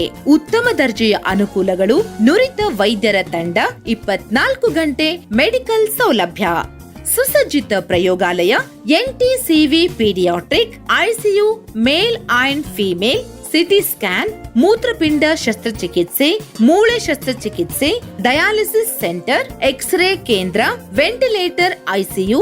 ನಮ್ಮಲ್ಲಿ ಕ್ಯಾನ್ಸರ್ ಮತ್ತು ಕ್ಯಾನ್ಸರೇತರ ಕಾಯಿಲೆಗಳಿಗೆ ಲ್ಯಾಪ್ರೋಸ್ಕೋಪಿಕ್ ಶಸ್ತ್ರಚಿಕಿತ್ಸೆ ಸೌಲಭ್ಯವಿದೆ. ಸುಸಜ್ಜಿತ ವಾರ್ಡ್ಗಳು, ಎಲ್ಲಾ ತರಹದ ಇನ್ಸೂರೆನ್ಸ್ ಸೌಲಭ್ಯವಿದೆ. 24 ಗಂಟೆ ಚಿಕಿತ್ಸಾ ಸೌಲಭ್ಯ ದೊರೆಯುತ್ತದೆ. ಹೆಚ್ಚಿನ ಮಾಹಿತಿಗಾಗಿ ಸಂಪರ್ಕಿಸಿ ಮಂಗಳ ಆಸ್ಪತ್ರೆ, ಸಂಪಿಗೆ ರಸ್ತೆ, ಕೆಆರ್ ಪುರಂ, ಹಾಸನ. ಫೋನ್ ನಂಬರ್ 08172267236 ಮತ್ತೊಂದು 241891. ವಿರಾಮದ ನಂತರ ಕಾರ್ಯಕ್ರಮಕ್ಕೆ ಮತ್ತೊಮ್ಮೆ ಸ್ವಾಗತ ವೀಕ್ಷಕರೇ. ಸೊ ಬ್ರೇಕು ಮುನ್ನ ನಾವು ಮಾತಾಡ್ತಾ ಇದ್ವಿ ಕಾರ್ಡಿಯಾಕ್ ಸರ್ಜರಿ ಬಗ್ಗೆ ಮಾತಾಡ್ತಾ ಇದ್ವಿ. ಸೊ ಈ ಕಾರ್ಡಿಯಾಕ್ ಸರ್ಜರಿ ಅನ್ನೋದು ಯಾವ ವಯಸ್ಸಿನವ್ರಿಗೆ ಮಾಡಬಹುದು? ಒಂದು ಸರ್ಟನ್ ಏಜ್ ಲಿಮಿಟ್ಸ್ ಏನಾದ್ರು ಇದೆಯಾ, ಅಥವಾ ಇಷ್ಟು ವಯಸ್ಸಾದ್ಮೇಲೆ ಮಾಡೋ ಹಾಗಿಲ್ಲ, ರಿಸ್ಕ್ ಫ್ಯಾಕ್ಟರ್ಸ್ ಇರುತ್ತೆ, ಆ ತರ ಏನಾದ್ರು ಇದೆಯಾ, ಅಥವಾ ಎಲ್ಲ ವಯಸ್ಸಿನವ್ರಿಗೂ ಮಾಡಬಹುದಾ ಸರ್? ಒಳ್ಳೆ ಪ್ರಶ್ನೆ ಇದು. ಬೇಸಿಕಲಿ ಹಾರ್ಟ್ ಪ್ರಾಬ್ಲಮ್ ಯಾವ ವಯಸ್ಸಲ್ಲಿ ಮಾಡಿಸ್ಕೋಬೇಕು, ಇದು ತುಂಬ ಒಂದು ಕನ್ಫ್ಯೂಷನ್ ಇದೆ ಜನರಲ್ ಪಾಪ್ಯುಲೇಷನಲ್ಲಿ. ಇವ್ರಿಗೆ ವಯಸ್ಸು ಜಾಸ್ತಿ ಆಗಿದೆ, ಇವ್ರಿಗೆ ಮಾಡಿಸ್ಕೊಂಡ್ರೆ ಕಷ್ಟ ಆಗುತ್ತೆ. ಜನರಲ್ ಪಾಪ್ಯುಲೇಷನ್ ಎಲ್ಲ ಕೆಲವರು ಮೆಡಿಕಲ್ ಫೀಲ್ಡಲ್ಲಿರೋರು ಸ್ವಲ್ಪ ಮಿಸ್ಗೈಡ್ ಮಾಡ್ತಾರೆ ಇದ್ರ ಬಗ್ಗೆ. ಬೇಸಿಕ್ಕಾಗಿ ಒಂದು ಅರ್ಥ ಮಾಡ್ಕೊಳ್ಳೋದು ಏನು ಅಂತ ಹೇಳಿದ್ರೆ, ಈ majority of the heart problems ನಾವು ಏನು ಮಾತಾಡ್ತಿದ್ದೀವಿ ಇದು ಬರೋದೇ ಓಲ್ಡ್ ಏಜ್ ಗ್ರೂಪಲ್ಲಿ. ಓಲ್ಡ್ ಏಜ್ ಗ್ರೂಪ್ ಅಂತ ಹೇಳಿದ್ರೆ 60, 65 ಆರ್ 55. ಈಗ ಸ್ವಲ್ಪ ಯಂಗರ್ ಏಜ್ ಗ್ರೂಪ್ಸಲ್ಲಿ ಕೂಡ ಬರ್ತಿದೆ, ಅದ್ರ ಬಗ್ಗೆ ಸ್ವಲ್ಪ ಹೊತ್ತಾದಮೇಲೆ ಮಾತಾಡೋಣ. ಈ ಬರೋದೇ ಈ ಏಜ್ ಗ್ರೂಪಲ್ಲಿ ಅವರು ಕ್ವಾಲಿಟಿ ಆಫ್ ಲೈಫ್ನ ಇಂಪ್ರೂವ್ ಮಾಡಬೇಕು ಅಂತಲೇ ಈ ಕಾರ್ಡಿಯಾಕ್ ಸರ್ಜರಿ ಇಲ್ಲ ಕಾರ್ಡಿಯಾಕ್ ಪ್ರೊಸೀಜರ್ಸ್ ಅಂತ ಇರೋದು. ಸೊ ಅವ್ರಿಗೆ ಹೇಗೆ ಅಂತ ಹೇಳಿದ್ರೆ, ಈಗ ಏಜ್ ಅಂತ ಹೇಳಿದ್ರೆ, so age is just a number ಅಂತ ಹೇಳ್ತಾರೆ ಅಲ್ವಾ. ಸೊ ಆ ಥರ ಅಲ್ಲ. ಏಜ್ ಅಂದರೆ there are 2 types of age. One is chronological age, one is physical age ಅಂತ ಹೇಳ್ತೀವಿ. ಕ್ರೊನಾಲಜಿಕಲ್ ಏಜ್ ಅಂತ ಹೇಳಿದ್ರೆ from birth, date of birth ತೊಗೊಂಡ್ರೆ is 50 years is actually 50 years. ಕೆಲವರು actually they are 80 years but physiologically they are 50 years ಥರ ಇರ್ತಾರೆ. ಕೆಲವರು chronologically they R 40 years but physiologically ನೋಡಿದ್ರೆ ಅವ್ರು ಆಲ್ರೆಡಿ 65 years ಥರ ಇರ್ತಾರೆ. So it's about their fitness, how they are maintaining. And cardiac surgery is a major surgery. So ಹೇಗೆ ಅಂತ ಹೇಳಿದ್ರೆ people should not be very friable. ಈಗ ನವಜಾತ ಶಿಶುಗೆ operation ಮಾಡೋದು ಯಾವ ಥರ ಇರುತ್ತೆ, ಒಂದು 100 ವರ್ಷದ ಮುದುಕರಿಗೆ ಆಪ್ರೇಷನ್ ಮಾಡೋದು ಅದೇ ಥರ ಇರುತ್ತೆ. ಈಗ ದ ಟಿಶ್ಯೂ ಸ್ಟ್ರಕ್ಚರ್ಸು ಅವರು ಎಷ್ಟು ಡೆಲಿಕೇಟ್ ಆಗಿರ್ತಾರೆ, ಅವರು ಇಮ್ಯುನಿಟಿ ಲೆವೆಲ್ಸ್ ಯಾವ ಥರ ಇರುತ್ತೆ, ಅವರು ಯಾವ ಥರ ವೀಕ್ ಇರ್ತಾರೆ, ಅವರು ಯಾವ ಥರ ರೆಸ್ಪಿರೇಟರಿ ಎಫರ್ಟ್ಸ್ ಇರುತ್ತೆ. ಸೊ ಇದೆಲ್ಲ ಜಾಸ್ತಿ ತಗೊಳುತ್ತೆ. ಅದು ಹೇಗೆ ಅಂತ ಹೇಳಿದ್ರೆ the population it self it is different. ನಾವು ಹೇಗೆ ಅಂತ ಹೇಳಿದ್ರೆ ಈಗ ಅಡಲ್ಟ್ ಪಾಪ್ಯುಲೇಷನ್ಗೆ ಯಾವ ಥರ ಮಾಡ್ತಿದ್ವಿ ಅದೇ ಥರ ಚಿಕ್ಕ ಪಾಪುಗೆ ಮಾಡೋಕ್ಕಾಗೋದಿಲ್ಲ ಅಲ್ವಾ. ಸೊ ಮಾಡೋ ರೀತಿಯೂ ಬೇರೆ ಇರುತ್ತೆ, ನೋಡ್ಕೊಳ್ಳೋ ರೀತಿಯೂ ಬೇರೆ ಇರುತ್ತೆ, ಯಾರಿಗೆ ಮಾಡಬೇಕು ಅನ್ನೋದು ಬೇರೆ ಇರುತ್ತೆ. ಅದೇ ಥರ ಏಜ್ ಆಗ್ತಿದ್ದಂಗೆ ಆ ಕ್ರೈಟೀರಿಯಾ ಅನ್ನೋದು ಡಿಫ್ರೆಂಟ್ ಆಗುತ್ತೆ. ಇನ್ನೊಂದು ಮೈನ್ ಇಂಪಾರ್ಟೆಂಟ್ ಏನು ನೋಡಬೇಕು ಅಂತ ಹೇಳಿದ್ರೆ ಕ್ರೊನಾಲಜಿಕಲ್ ಏಜ್ ನೋಡೋದಿಲ್ಲ ನಾವು, ಫಿಸಿಯೋಲಾಜಿಕಲ್ ಏಜ್ ಅನ್ನೋದು ನೋಡ್ತೀವಿ. ಸೆಕೆಂಡ್ ಥಿಂಗ್ ಏನು ನೋಡ್ತೀವಿ ಅಂತ ಹೇಳಿದ್ರೆ, ಹಾರ್ಟ್ ಆಪ್ರೇಷನ್ ಆದಮೇಲೆ ಅವ್ರು ಎಷ್ಟು ಚೆನ್ನಾಗಿರ್ತಾರೆ, ಅವ್ರ ಕ್ವಾಲಿಟಿ ಆಫ್ ಲೈಫ್ ಹೇಗಿರುತ್ತೆ. ಆಲ್ರೆಡಿ ಅವ್ರ ಕ್ವಾಲಿಟಿ ಆಫ್ ಲೈಫ್ ಏನಿಲ್ಲ, ದೇ ಆರ್ ಬೆಡ್ ರಿಡನ್. ಸರಿ, ಕಣ್ಣು ಕಾಣೋದಿಲ್ಲ ಅವ್ರಿಗೆ, ಈ ಕೆನಾಟ್ ಮೂವ್ ಅರೌಂಡ್. ಅವ್ರಿಗೆ ಹಾರ್ಟ್ ಫಂಕ್ಷನ್ ಫುಲ್ ನಾರ್ಮಲ್ ಮಾಡಿಸ್ಬಿಟ್ಟು ಅವ್ರಿಗೆ ಓಡ್ಸೋಕ್ಕಾಗೋದಿಲ್ಲ, ಬಿಕಾಸ್ ಎನಿವೇ ಈ ಕೆನಾಟ್ ರನ್ ಅನ್ಲೆಸ್ ಈ ಅಂಟರ್ಗೋಸ್ ಕಾರ್ನಿಯಲ್ ಟ್ರಾನ್ಸ್ಪ್ಲಾಂಟ್ ಆ ಥರ ಏನಾದರೂ ಇಲ್ಲ ಅಂತ ಹೇಳಿದ್ರೆ. ಸೊ ಯಾರಿಗೆ ಅವಶ್ಯಕತೆ ಇದೆ ಅನ್ನೋದು ನೋಡ್ಕೋಬೇಕಾಗತ್ತೆ. ಫಸ್ಟ್ ಅವಶ್ಯಕತೆ ಇದೆ ಮಾಡಿಸ್ಕೊಂಡ್ರೆ ಇವಾಗಿಂತ ಇನ್ನೂ ಚೆನ್ನಾಗಿರ್ತಾರೆ ಅವರು ಅಂತ ಅನ್ಸಿದ್ರೆ there is no age limit at all for cardiac surgery. 100 ವರ್ಷ ಆಗಿರಲಿ, 110 ವರ್ಷ ಆಗಿರಲಿ, whatever may be the age. Physiologically they should be good ಮತ್ತು ಫಿಟ್ ಅಂತ ಹೇಳ್ತೀವಿ. ದ್ಯಾಟ್ ಫಿಟ್ನೆಸ್ ಡಿಪೆಂಡ್ಸ್ ಆನ್ ಆ ಸರ್ಜನ್ಗೆ ಗೊತ್ತಿರುತ್ತೆ, ಲೈಕ್ ಇವ್ರು ಆಪ್ರೇಷನ್ಗೆ ತಡ್ಕೊಡೋದಿಲ್ವಾ ಏನು ಅಂತ. ಅವ್ರಿಗೆ ಬಿಟ್ಟರೆ ಬೇರೆಯವ್ರಿಗೆ ಗೊತ್ತಿರೋದಿಲ್ಲ, ಅಂದರೆ ಅವ್ರ ಟೀಮ್ ಮೆಂಬರ್ಸ್ ಗೊತ್ತಿರುತ್ತೆ, ಆ ಸರ್ಜನ್ಗೆ, ಆ ಕಾರ್ಡಿಯಾಲಜಿಸ್ಟ್ಗೆ, ಆ ಕಾರ್ಡಿಯಾಕ್ ಅನಸ್ಥೆಟಿಸ್ಟ್ಗೆ, ಆ ICU ನರ್ಸಸ್ಗೆ ಅವ್ರಿಗೆ ಗೊತ್ತಿರುತ್ತೆ. ಇನ್ನೊಂದೇನು ಅಂತ ಹೇಳಿದ್ರೆ, ಲೈಕ್ ಆ ಥರ ಕನ್ಫ್ಯೂಷನ್ ಅಂತ ಬಂದಾಗ there is concept called heart team approach ಅಂತ ಹೇಳ್ತೀವಿ. ಲೈಕ್ ಆ ಒಂದು ಪರ್ಟಿಕ್ಯುಲರ್ ಪೇಷಂಟ್ಗೆ ಯಾರ್ಯಾರೆಲ್ಲ ಟ್ರೀಟ್ಮೆಂಟ್ ಕೊಡೋ ಸಾಧ್ಯತೆ ಇರುತ್ತೆ, ಇಲ್ಲ ಅವ್ರಿಗೆ ಆ ಟ್ರೀಟ್ಮೆಂಟು ಆಪ್ಟೌಟ್ ಮಾಡಿರ್ಬೋದು, ನಮ್ಗೆ ಇದೇ ಟ್ರೀಟ್ಮೆಂಟ್ ಅಂತಲೇ ಹೇಳಿರ್ಬೋದು, ಬಟ್ ಆಪ್ಟೌಟ್ ಮಾಡೋಕ್ಕೂ ಮುಂಚೆ ಯಾರ್ಯಾರೆಲ್ಲ ಅವ್ರಿಗೆ ಟ್ರೀಟ್ಮೆಂಟ್ ಕೊಡೋ ಸಾಧ್ಯತೆ ಇರುತ್ತೆ ಎಲ್ಲರೂ ಕೂರಬೇಕಾಗತ್ತೆ, ಪೇಷಂಟ್ ರಿಲೇಟಿವ್ಸ್ ಜೊತೆ ಕೂತ್ಬಿಟ್ಟು ನಿಮಗೆ ಈ ಥರ ಮಾಡಿದ್ರೆ ಈ ಥರ ಆಗುತ್ತೆ, ಈ ಥರ ಮಾಡಿದ್ರೆ ಈ ಥರ ಆಗುತ್ತೆ.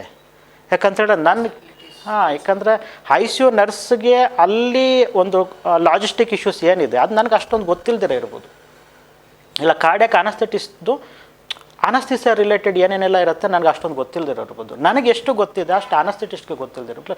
Everybody is an expert in their own field and everybody is contributing to the patient because it's a team work. So when it is a team work, why one person take the decision? So it's actually team's decision. And ಟೀಮಲ್ಲಿ ಯಾರ್ಯಾರೆಲ್ಲ ಇದ್ದಾರೆ, doctors ಇವರೇ ಅಲ್ಲ, ಟೀಮಲ್ಲಿ patient ಇದ್ದಾರೆ, patient relatives ಇದ್ದಾರೆ. So ಇಷ್ಟು ಜನ ಒಂದು ಟೀಮ್, ಆ ಟೀಮ್ದು ಒಂದು ಡಿಸಿಷನ್ ಬರುತ್ತೆ, ಆ ಡಿಸಿಷನ್ ಪ್ರಕಾರ ಹೋಗಬೇಕು. ಈಗ ಓಕೆ ಸ್ಟೆಂಟ್ ಮಾಡಬೇಕು, ಇಲ್ಲ ಆಪ್ರೇಷನ್ ಮಾಡಬೇಕು, ಇಲ್ಲ ಮೆಡಿಕೇಷನ್ಸ್ ಮಾಡಬೇಕು, ಇದು ಕ್ಲಿಯರ್ ಕಟ್ ಇದೆ ಅಂತ ಹೇಳಿದ್ರೆ ಕ್ಲಿಯರ್ ಕಟ್. ಯಾವಾಗ ಕನ್ಫ್ಯೂಷನ್ ಬರುತ್ತಲ್ವ, ಕನ್ಫ್ಯೂಷನ್ ಬಂದಾಗೆಲ್ಲ ಹಾರ್ಟ್ ಟೀಮ್ ಅಪ್ರೋಚ್ ಅನ್ನೋದು ಬೇಕಾಗುತ್ತೆ. And just definitely heart team ಅಪ್ರೋಚಲ್ಲಿ if everybody feels the benefit is much better than the risk ಅಂತ ಹೇಳಿದ್ರೆ, and it is actually going to make a more difference ಅಂತ ಹೇಳಿದ್ರೆ, why not choose it ಅಲ್ವಾ? So ಹಾಗಾದ್ರೆ ಈಗ old age people ಅಲ್ಲಿ ಜಾಸ್ತಿ ಈ ಸಮಸ್ಯೆ ಬರುತ್ತೆ ಅಂತ ಹೇಳಿದ್ವಿ, ಬಟ್ ಇವಾಗಿನ ಕಾಲದಲ್ಲಿ ನೋಡ್ತಾ ಇದ್ರೆ ಈವನ್ ಯಂಗರ್ ಜನರೇಷನ್ ಕೂಡ ಹಾರ್ಟ್ ಅಟ್ಯಾಕ್ಸ್ ಕಾಮನ್ ಆಗಿ ಹೋಗ್ಬಿಟ್ಟಿದೆ. ಸೊ ಏನ್ ರೀಸನ್ ಇರಬಹುದು ಅಂತ ಹೇಳ್ತೀರಾ? ಯಂಗರ್ ಪೀಪಲ್ ಅಲ್ಲಿ ಜಾಸ್ತಿ ಹಾರ್ಟ್ ಅಟ್ಯಾಕ್ಸ್ ಆಗಿರ್ಬೋದು, ಹಾರ್ಟ್ ರಿಲೇಟೆಡ್ ಪ್ರಾಬ್ಲಮ್ಸ್ ತುಂಬಾನೇ ಕಾಣ್ತಾ ಇದೆ, ಏನ್ ರೀಸನ್ ಇರ್ಬೋದು ಸರ್? ಸೊ ಇದು ಹೇಗೆ ಅಂತ ಹೇಳಿದ್ರೆ, ದ ಲೈಫ್ ಸ್ಟೈಲ್ ಚೇಂಜಸ್ ಅಂತ ಹೇಳ್ತೀವಿ. ಈಗ heart diseases, especially coronary artery disease ಅಂತ ತೊಗೊಂಡಾಗ ಇದೇನು ಅಂತ ಹೇಳಿದ್ರೆ, there are communicable diseases, non communicable diseases ಅಂತ ಆಯಿತು. ಈಗ ಡೆವಲಪಿಂಗ್ ನೇಷನ್ಸ್, ಅಂಡರ್ ಡೆವಲಪ್ಡ್ ನೇಷನ್ಸಲ್ಲಿ ಕಮ್ಯುನಿಕೇಬಲ್ ಡಿಸೀಸಸ್ ಅಂತ ಹೇಳಿದ್ರೆ ಒಬ್ಬರಿಂದ ಇನ್ನೊಬ್ಬರಿಗೆ ಕಾಯಿಲೆ ಹರಡುತ್ತೆ. ಸಪೋಸ್ ಸಿಂಪಲ್ ಎಕ್ಸಾಂಪಲ್ ಅಂದರೆ ಟ್ಯೂಬರ್ಕ್ಲೋಸಿಸಿಂದ ಮುಂಚೆ ಎಷ್ಟು ಜನ ಸಫರ್ ಆಗ್ತಿದ್ರು, ಎಷ್ಟು ಜನ ಸಾಯ್ತಿದ್ರು. We don't see so many patients. ಇವಾಗ ಟ್ಯೂಬರ್ಕ್ಲೋಸಿಸ್ ಪೇಷಂಟ್ಸ್ ಎಷ್ಟು ಜನ ಇದ್ದರು, ಎಷ್ಟು ಜನ ಟ್ಯೂಬರ್ಕ್ಲೋಸಿಸಿಂದ ಸಾಯ್ತಿದ್ರು, TB ಆಗಿತ್ತು ಸತ್ತೋದ್ರು, TB ಆಗಿತ್ತು, ಇವಾಗ ಅಷ್ಟು ಕೇಳ್ತಿಲ್ಲ ನಾವು. So they are because it's curable. ಇನ್ನೊಂದು ಏನು ಅಂತ ಹೇಳಿದ್ರೆ, that is more of a under developed country diseases, crowded ಪಾಪ್ಯುಲೇಷನಲ್ಲಿ ಇರೋದ್ರಿಂದ, ಇಮ್ಯುನಿಟಿ ಕಡಿಮೆ ಇರೋದರಿಂದ. ಸೊ ಆ ಥರ ಡಿಫ್ರೆಂಟ್ ಫ್ಯಾಕ್ಟರ್ಸ್ ಪ್ಲೇ ಆಗುತ್ತೆ. As the country is developing ಅಲ್ವಾ, we are moving from communicable diseases to non communicable diseases. ಈಗ ಎಷ್ಟೊಂದು ಜನ ಮುಂಚೆ ಏನಿದ್ರು 40 ವರ್ಷಕ್ಕೆ ಬದುಕೋರು, ಮೇ ಬಿ 30 ವರ್ಷದಲ್ಲಿ ಬೇರೆ ಯಾವುದೋ ಡೆಂಗ್ಯೂ ಫೀವರ್ ಇಲ್ಲ ಬೇರೆ ಯಾವುದೋ ಡಿಸೀಸಿಂದ maybe they were dying, ಗೊತ್ತಿರಲಿಲ್ಲ. ಅವ್ರು 40 ವರ್ಷ ತನಕ ಬದುಕ್ತಿದ್ರೆ ನನಗೆ ಗೊತ್ತಾಗ್ತಿದ್ದು 40 ವರ್ಷಕ್ಕೆ ಈ ಥರ ಪ್ರಾಬ್ಲಮ್ ಆಗ್ತಿದ್ದು. ಒಂದು ಥಿಂಗ್ ಏನಂತ ಹೇಳಿದ್ರೆ, ಈಗ ಕಮ್ಯುನಿಕೇಬಲ್ ಡಿಸೀಸಸ್ಸು ಕಡಿಮೆ ಆಗಿದೆ, ಹಾಗಾಗಿ ನಾನ್ ಕಮ್ಯುನಿಕೇಬಲ್ ಡಿಸೀಸಸ್ ಜಾಸ್ತಿ ಗೊತ್ತಾಗ್ತಿದೆ ನಮಗೆ. ಸೆಕೆಂಡ್ ಥಿಂಗ್ ಏನು ಅಂತ ಹೇಳಿದ್ರೆ, ನಾನ್ ಕಮ್ಯುನಿಕೇಬಲ್ ಡಿಸೀಸಸ್ ಬರೋದು it's because of lifestyle changes ಬರೋದು as we are developing, so call developing. So ನಾವು ಏನು ಮಾಡ್ತಿದ್ವಿ ಮುಂಚೆಯಿಂದ, ನಾವು ಅದರಿಂದ ಡೈವರ್ಟ್ ಆಗ್ತಾಯಿದ್ವಿ. ಸೊ ಎಷ್ಟು ಡೈವರ್ಟ್ ಆಗ್ತೀವಿ ಅಷ್ಟು we are going away from the nature. ಎಷ್ಟು ನಾವು ಅವೇ ಫ್ರಮ್ ದ ನೇಚರ್ ಹೋಗ್ತೀವಿ ಅಷ್ಟು ಅರ್ಲಿಯಾಗಿ we are getting the diseases. So and we are not moving away from the primordial prevention. There is something called ಪ್ರಿವೆನ್ಷನಲ್ಲಿ primordial prevention, primary prevention, secondary prevention ಈ ಥರ ಇದೆ. Second prevention disease ಬಂದ ಮೇಲೆ complications ಆಗದಿರೋ ಪ್ರಿವೆಂಟ್ ಮಾಡೋದು. There is something called primordial prevention ಅಂತ ಹೇಳಿದ್ರೆ, ಹಾರ್ಟ್ ಡಿಸೀಸಿಗೆ ಬರೋದಕ್ಕೆ ಕಾರಣಗಳು ಏನಿದೆಯಲ್ವಾ, ಆ ಕಾರಣಗಳು ಬರ್ದಿರೋ ಯಾವ ಥರ ಮಾಡ್ಬೋದು. ಸಪೋಸ್ ಡಯಾಬಿಟಿಸಿಂದ ಹಾರ್ಟ್ ಪ್ರಾಬ್ಲಮ್ ಬರುತ್ತೆ, ಡಯಾಬಿಟಿಸ್ ಯಾವ ಥರ ಪ್ರಿವೆಂಟ್ ಮಾಡಬೇಕು. ಹೈಪರ್ ಟೆನ್ಷನಿಂದ ಹಾರ್ಟ್ ಪ್ರಾಬ್ಲಮ್ ಬರುತ್ತೆ, ಹೈಪರ್ ಟೆನ್ಷನ್ ಯಾವ ಥರ ಪ್ರಿವೆಂಟ್ ಮಾಡಬೇಕು. So these are all lifestyle changes, primordial prevention ಅಂತ ಹೇಳ್ತೀವಿ. ಆ ಪ್ರಿವೆನ್ಷನ್ಗಿಂತ ವಿ ಆರ್ ಮೂವಿಂಗ್ ಟುವರ್ಡ್ಸ್ ಅದು ನಮ್ಗೆ ಬೇಕು ಅಂತ we are going towards that. Our food habits change ಆಗ್ತಿದೆ, ಅವರ್ ಸ್ಟ್ರೆಸ್ ಲೆವೆಲ್ಸ್ ಚೇಂಜ್ ಆಗ್ತಿದೆ, smoking habits, alcohol habits. There are so many factors which are changing, that is leading us to more and more risk factors leading to more and more secondary disease. Heart disease is not a primary, this is secondary disease. This comes because of some other problem like old age, ಇಲ್ಲ hypertension, ಇಲ್ಲ smoking, ಈ ಥರ. So that is why we are seeing these problems more and more in the younger generations, and we are there to treat, but ಅದೆಲ್ಲ it's best to prevent it. ಅಂದ್ರೆ ಯಾವುದೇ ಏನು symptoms ಇಲ್ಲದಲೇ heart attack ಆಗೋದು ತುಂಬಾನೇ ನೋಡಿದ್ವಿ. Symptoms ಏನಾದ್ರೂ ಇದೆಯಾ majorly heart attack ಗೆ? ಸೊ ಈ ಸಿಂಪ್ಟಮ್ ಬಂದಾಗ ನಾವು ಫಸ್ಟ್ ಡಾಕ್ಟರ್ ಕನ್ಸಲ್ಟ್ ಮಾಡಬೇಕು ಅನ್ನೋದು ಏನಾದ್ರೂ? ಸೊ ನಾನು ಮುಂಚೆನೇ ಹೇಳಿದ ಪ್ರಕಾರ heart problem is not a common problem. ಯಾಕಂದ್ರೆ heart deaths are very common, but heart problems are not very common. ಈಗ ಮಸಲ್ ಪೇನ್ ಇರ್ಬೋದು, ಇಲ್ಲ ಗ್ಯಾಸ್ಟ್ರೈಟಿಸ್ ಪ್ರಾಬ್ಲಮ್ ಇರ್ಬೋದು, ಇಲ್ಲ ಬೇರೆ ಏನೋ ಪ್ರಾಬ್ಲಮ್ ಇರ್ಬೋದು. Those problems are much more common than the heart problem itself. But we need to rule it out. ಯಾಕೆ rule out ಮಾಡಬೇಕು ಅಂತ ಹೇಳಿದ್ರೆ ಮಿಸ್ ಮಾಡಬಾರ್ದು. So many times you don't get the warning signs. Sudden heart attack ಆಗ್ತಾರೆ, they die in the sleep. ಅದಕ್ಕೆ that is is fate. ಇಲ್ಲ ಈ would have had some warning signs that he has neglected. But ಯಾರಿಗೆ warning science ಬರುತ್ತಲ್ವ, you should not neglect it.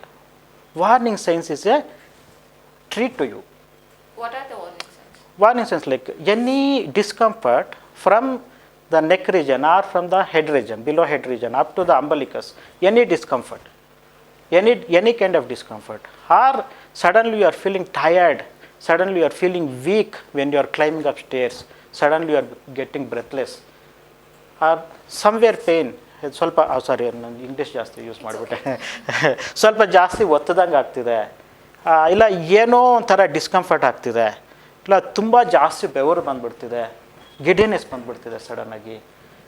ಈಗ ಚೆನ್ನಾಗಿದ್ದೀನಿ ಕೂತಿರೋವಾಗ, ಈಗ first floor ಹೋಗೋ ತನಕ ಚೆನ್ನಾಗಿದ್ದೆ, ನಾನು ಇದಕ್ಕೆ ಮುಂಚೆ ಎಲ್ಲ 4 ಫ್ಲೋರ್ ಹತ್ತುತ್ತಿದ್ದೆ, ಬಟ್ ಇವಾಗ 2ನೇ ಫ್ಲೋರ್ ಹತ್ತಬೇಕಂದ್ರೆ ತುಂಬ ಸ್ವೆಟ್ಟಿಂಗ್ ಬರುತ್ತೆ, ಏನೋ ಒತ್ತದಂಗೆ ಆಗುತ್ತೆ, ಆಯಾಸ ಬರುತ್ತೆ. There is some problem.